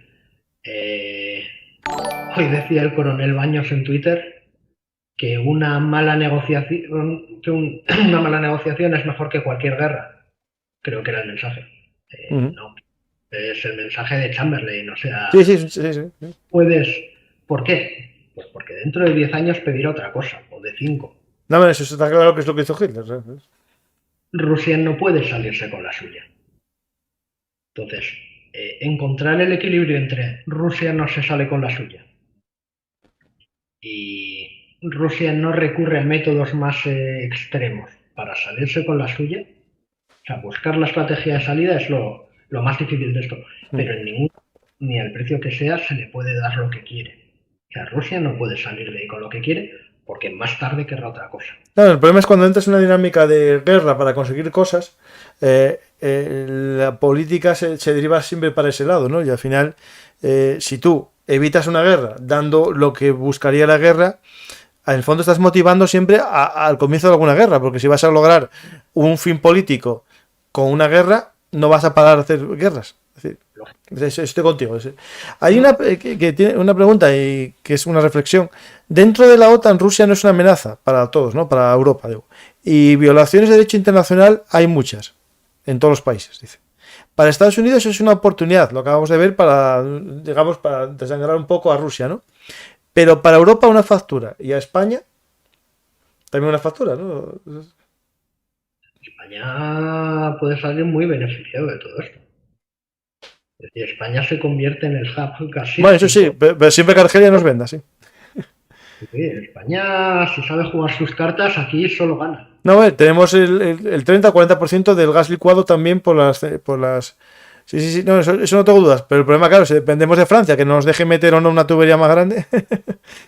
Como todo es presionar y sentarte aquí en Bruselas a bloquear cosas. Pero eso hay que tener también un gobierno que sea capaz de presionar para lograr algo. Eso es otra. Si tienes un Chamberlain en el gobierno, no vas a conseguir ni la tubería ni nada, porque son capaces de quitarte el gasoducto y hacer uno directo a Francia desde Argelia. de política nacional no hablo porque... No, si me entiendes, pero hablo yo, de lo de Chamberlain, que lo quiera coger. Más viviendo aquí en Bruselas, o sea, No. pero es evidente cómo se ha negociado. O sea, a cara de perro, con órdenes muy claras y sabiendo cuáles son los aliados, que en este caso es Alemania, es decir, es Francia la que juega en minoría. No, y Francia juega con minoría porque yo creo que piensa que dentro de unos años va a tener activas todas sus nucleares y va a poder vender la electricidad a todo el mundo, pero a día de hoy tiene la mitad paradas.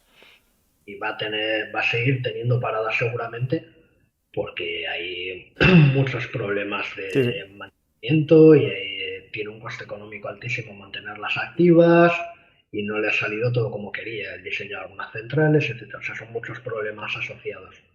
Entonces, Francia también le convenía diversificar. Sí, de hecho a día de hoy están aquí en Asturias tenemos una térmica que está echando todo el día este ciclo combinado a gas para vender a Francia, no para España. Claro. Pues Cristian, yo creo que más o menos, no sé si estás a gusto en la casa, ya las preguntas a ver si hay alguna más, porque a mí ya más o menos lo que teníamos pensado hablar está todo pensado. Si alguien tiene alguna pregunta que piense, que mientras tanto el que quiera puede entrar en los enlaces de Amazon que puse en la descripción a ver el libro de la guerra de Ucrania, los 100 días que cambiaron Europa. Y ya que estéis allí, también alguien dice, a ver cómo mete Paco Cayo Mario aquí. Pues también podéis ver a Cayo Mario, el tercer fundador de Roma, que no tiene nada que ver con misiles y Mars y tal, pero sí tiene que ver con una persona que cambió la guerra porque profesionalizó el ejército. Lo que hablábamos antes de las levas frente al ejército profesional, el primer ejército profesional de verdad de la historia lo creó este paisano, Cayo Mario, el tercer fundador de Roma, que para el que no lo sepa, es el tío político, el marido de la tía de Julio César. Y por tanto, Julio César, si es algo, es pues ser el sobrino de Cayo Mario. Pues el que lo quiera leer, lo puede hacer, comprar por internet. Ya está de nuevo a la venta porque se había agotado y reimprimió HRM más libros. Y por tanto, animaros a comprar los dos libros. Ya que entráis, pues compráis los dos. Y también la revista de ejércitos.com a poneros al día. Y también tenéis una opción, ¿no?, de haceros miembros para que la gente pueda leer artículos completos que no están disponibles, ¿no? Sí, a ver, la revista es de pago, igual que era en papel, lo que pasa que en formato digital. Al final dejamos abierta una parte de los artículos y de vez en cuando dejamos algún artículo abierto. Ahora tenemos en abierto uno sobre el EFCAS. Pero sí, o sea, en principio para acceder a todo el contenido de pago. Sí. Precio muy módico, porque es lo bueno de Internet, que como tienes que pasar por imprenta te puedes ahorrar bastantes de los costes. Así que por 25 euros tienes, pues a lo tonto, más de 100 artículos al año. Sí, yo creo que esto, Cristian, más o menos viene a decir, ¿no crees que después de esta guerra Rusia, aunque gane, ya no representará un riesgo militar para Europa y menos para España a corto plazo, no? Yo soy Paco, pero Cristian, ¿qué dice? No lo tengo nada claro. Es decir, si Rusia gana, va a seguir siendo un riesgo militar mucho tiempo. Y si pierde... Pero aunque gane con la sangría que tiene tropas. Ya, pero la sangría que tiene de tropas... Es decir, ¿alguien en su sano juicio pensaba que iba a llegar a Lisboa? No, yo no. Yo hablo de Ucrania, que ya costaba. Sí. No era una amenaza militar en ese sentido directa para España, pero sigue teniendo una enorme fuerza de submarinos que no ha sufrido durante la guerra, por ejemplo, y hay que tener en cuenta que por nuestras costas, aparte de ser alguna de las rutas más transitadas del mundo, pasan también la mayor parte de los cables submarinos que conectan Internet, Estados Unidos, Europa y demás, y muchas otras cosas. No, pero yo esa parte de submarinos y tal, claro, sí, para una guerra, digamos, ya a gran escala sí que se van a usar, sí, claro, sí. Pero yo como una guerra con Rusia nunca la vi cercana, digamos, lo que veíamos en la época de la Guerra Fría, ¿no? Esas divisiones de carros avanzando por Alemania y tal. Yo eso soñé siempre que nunca iba a verse, es decir, aunque está muy bonito en los libros y tal, la realidad es que una guerra de ese tipo derivaría siempre en algo más fuerte porque el que se viese pillado tendría que hacer algo más fuerte. Sí, lo más posible era que en los 80, por ejemplo, cualquier intento de invasión hubiese derivado en cuestión de horas en una guerra nuclear. Sí. En una guerra nuclear, no digo estratégica, pero en el uso de un montón de armas nucleares tácticas para frenar las columnas de carros soviéticos. Claro, que ahí había una concentración importante que se podía dañar. Sí, allí sí que la Sí, había, sí. y aún así hacían falta cantidades enormes de armas nucleares tácticas. Sí, sí, ahí el artículo que tienes con Guillermo Pulido en la revista, Sí, se ven como baterías, un croquis de baterías. No sé si será un esquema, pero como 15 cañones disparando. en el artículo, la versión de pago, en el artículo largo, hay más de una docena de simulaciones, esquemas, el radio de acción de las armas nucleares, tal y cual, y ahí se aprecia perfectamente lo inútil que era en muchos sentidos el uso de las armas nucleares tácticas. Pero Sí. claro, tampoco es una opción mucho mejor. Pero bueno, volviendo sobre el tema, Rusia no es una amenaza militar directa contra España per se, pero es que España no va suelta por el mundo. España es parte de la OTAN, artículo 5, y es parte de la Unión Europea, artículo 42.7 del Tratado de la Unión. Entonces, también tenemos compromisos de defensa con nuestros socios. Así que, por mucho que no sea una amenaza militar directa contra nosotros, que podría serlo llegado el caso, por lo que digo de los submarinos, tal y cual, o incluso las armas nucleares, en el peor de los casos, tenemos Rota, tenemos Torrejón, o sea, tenemos objetivos en España Ujú. que son susceptibles de recibir atención por parte de la fuerza estratégica rusa. No, no, seguro que estaban en el mapa, ¿no? Con una chincheta ahí.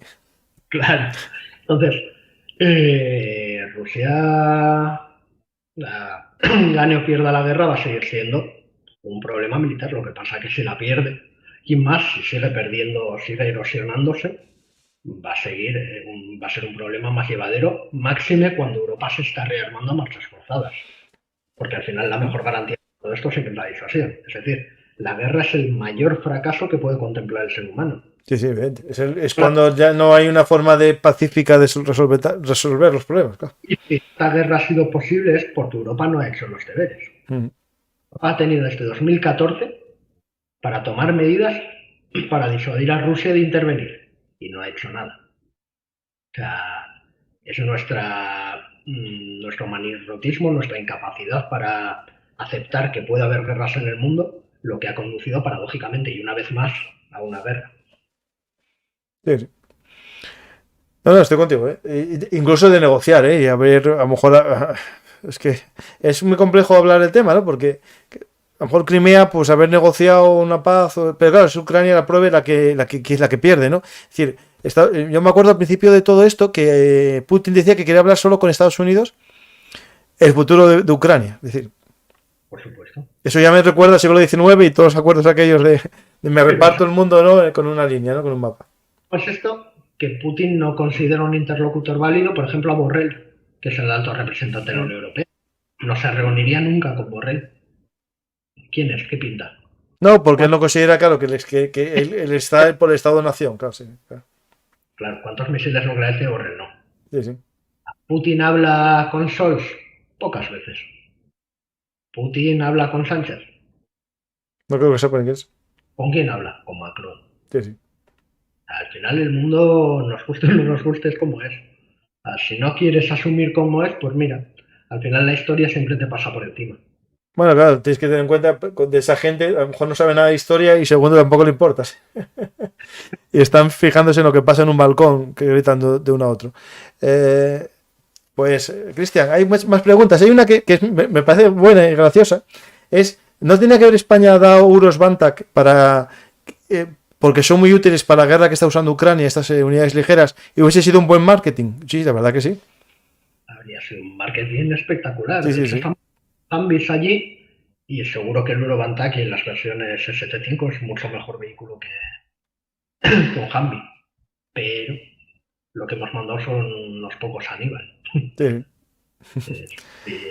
Más un insulto que una ayuda. Yo esa guerra de Tachankas, acabo de hacer un vídeo de la Tachanka, que es el vehículo que Ucrania usó en las guerras de la Revolución Rusa, lo saqué antes de ayer, de que lo quiera que lo busque. La Tachanka es justo la idea, el concepto que se usa ahora mismo. Es decir, unas unidades rápidas que avanzan por las llanuras ucranianas como hace 100 años. Está todo inventado ya. Sí, Pues... algunas combinaciones. Por ejemplo, en Kharkov sí que han avanzado con unidades muy ligeras, incluso en Toyota, en pickups de toda la vida y demás. Pero bueno, también porque han tenido un puño acorazado, o sea, tampoco... No, claro, sí. No, después iba el puño acorazado para tomar la posición. Sí, es cierto. Claro. Sí. Pues, Cristian, yo creo que es tarde para ti porque si estás en horario de allí, es más tarde que aquí, no por el tal, sino porque la vida allí es más aburrida. O sea, se acuestan antes y se levantan. Desde noche, desde media mañana. Claro, claro. Pero bueno, nada, me levantaré a las 6 como todos los días, igual. Madre mía, 6 de mañana, no, yo me levanto a las 7. Ayer estuve grabando con Rubén Sáez Abad y acabamos uno sobre máquinas de asedio y me dice, no, mañana no madrugo, en vez de las 5 me levanto a las 6. Yo, madre mía. Perfecto. Pues Cristian, todo un placer, la verdad. Espero que lo hayas pasado bien en mi pequeño canal, que hayas disfrutado como yo hablando, bueno, en tu caso, hablando y yo aprendiendo. Y cuando quieras, pues estás invitado a volver aquí a Bellum Artis. Yo, cuando vea que tal, te digo, Cristian, ven para acá. Y si tú tienes tiempo y podemos, pues hablamos no solamente de este conflicto, sino que como tu revista tratas muchos temas de bueno, actualidad militar, estrategia, geoestrategia, geopolítica, lo que está pasando en el mundo, ¿no? Es decir, al final todo el mundo se está centrando ahora en Ucrania, solo ven programas de Ucrania, haces un programa sobre el Cáucaso, parece que no tiene nada que ver con esto y tiene mucho que ver. Haces un programa sobre Irán y menos gente, pero lo que es bueno que la gente se empiece a concienciar, ¿no? De que conocer lo que pasa en la historia, en el pasado, es vital, pero también entender cómo se vincula con el presente, ¿no? Es decir, que Kim Jong-un lance un misil hoy, o dos hoy, o no, ayer mejor dicho, que ya pasó el día, y hace una semana otro por encima de Japón, algo tiene que ver con todo esto, ¿no? Y con los problemas internos que tenga él, es decir... Por eso tengo la revista. Sí. Porque el mundo es fascinante y me encanta poder ayudar a otros a entenderlo mejor, pero también es algo muy egoísta, es decir, es lo que me gusta a mí. Y me puedo permitir el lujo de vivir de ello, que ya es como la lotería completa. Sí. A mí este canal es un hobby que se está convirtiendo ya en una profesión, de segunda profesión, ¿no? Pero la realidad es que yo disfruto. Estar aquí hablando contigo, en vez de estar viendo a alguien hablando contigo, para mí es un hobby. Además, si me permites, porque entre el público seguro que hay alguno que le interesa. Sí. Yo no hago esto por dinero, es decir, sí, me gano la vida, me la gano bien, no me voy a quejar, pero no me voy a hacer rico con esto, no a esos niveles. Entonces, me puedo permitir a estas alturas intentar ayudar a los demás. Una de las cosas que hacemos siempre es dejar que escriban doctorandos o estudiantes de máster y demás para que tengan la oportunidad de publicar, o sea, de hacer sus primeras publicaciones, ¿no? Con un estándar bastante alto además. Y ahora hemos lanzado un premio para estudiantes, bueno, está dividido en dos categorías. La dotación total va a ser de 6.000 euros. Entonces serán dos primeros premios de 2.000 y dos segundos premios de 1.000 para los trabajos que nos envíen. El jurado pues los leerá, los evaluará y elegirá eso, un ganador y un segundo, tanto en la categoría de estudios estratégicos, o sea, todo lo relacionado con defensa, geopolítica, etcétera, o con tecnología militar, o sea, ingeniería militar. Las dos categorías separadas. Entonces, si alguien de entre el público se anima, que consulte las bases en la web, porque, a ver, luego ya para qué utilice cada uno el importe del premio me es indiferente, pero en principio se recogen las bases, está destinado a estudiantes de máster y doctorandos, y es para que puedan, con ese dinero, financiarse el curso a modo de beca. Entonces, de verdad que esto es lo que verdaderamente me motiva de lo que hago. O sea, al final, mira, yo vivía mejor antes con mi trabajo en una empresa privada, ganaba más dinero y vivía muy bien, y no me... pero esto me llena más y creo que lo del premio es importante porque podemos ayudar a otras personas a que den esos primeros pasos. Pues Cristian, ahí te apoyo, o sea, me parece un acto fetén, o sea, de los de ayudar a los investigadores. Tenías que ampliarlo, ya sé que el tema de la revista no, pero a historia militar. el próximo año, porque... Ya no damos para más. Además, la revista tiene una motivación, es que en España apenas hay expertos, apenas hay gente de estudio estratégico. Es decir, hay mucha gente de derecho internacional público, incluso relaciones internacionales, pero de estudios estratégicos duros como tal, como se hacen en algunas facultades anglosajonas especialmente, o incluso en Francia, no hay. Y creemos que es algo muy necesario precisamente por el tema que he comentado antes, que esto funciona con realismo, no con ideologías raras. O sea, con gente que, aunque sea un tema con una barrera de entrada muy alta, porque hay que saber mucho de historia, hay que saber de tecnología militar, hay que saber de orgánica, hay que saber de doctrina, hay que saber de un montón de cosas, creemos que es totalmente necesario. O sea, que tampoco puede quedar solo en manos de los militares algunas decisiones, sino que necesitan el apoyo de civiles especializados en estudios estratégicos. Sí. Más los gobernantes son civiles y también necesitan ese conocimiento. Entonces, al final la razón de ser de la revista es impulsar la disciplina en España. Sí, yo tengo ahí mi espinita clavada. Yo estudié historia, bueno, hace poco, de mayor, o sea, ya estudié Derecho, estudié también otra carrera, después la de Historia, y tengo siempre la espinita clavada de hacer el del Instituto Gutiérrez Mellado de Paz y Seguridad. Lo tengo ahí, es mi espinita, o sea. Después tuve tentado el de Historia Militar, que sacaron después, pero sigo pensando que ya que es historia, de ahí, bueno, más o menos ya me defiendo, siempre tengo ganas de hacer eso, pero ya me dijo mi mujer que, claro, sí, con el canal de YouTube, con el trabajo, que es el que me da de comer, y con eso, ya no. Ya no, pero la verdad que lo tengo en mente, y si un día pudiera, lo haría. No, ya ponerme a hacer un trabajo para un máster y eso, para un premio no.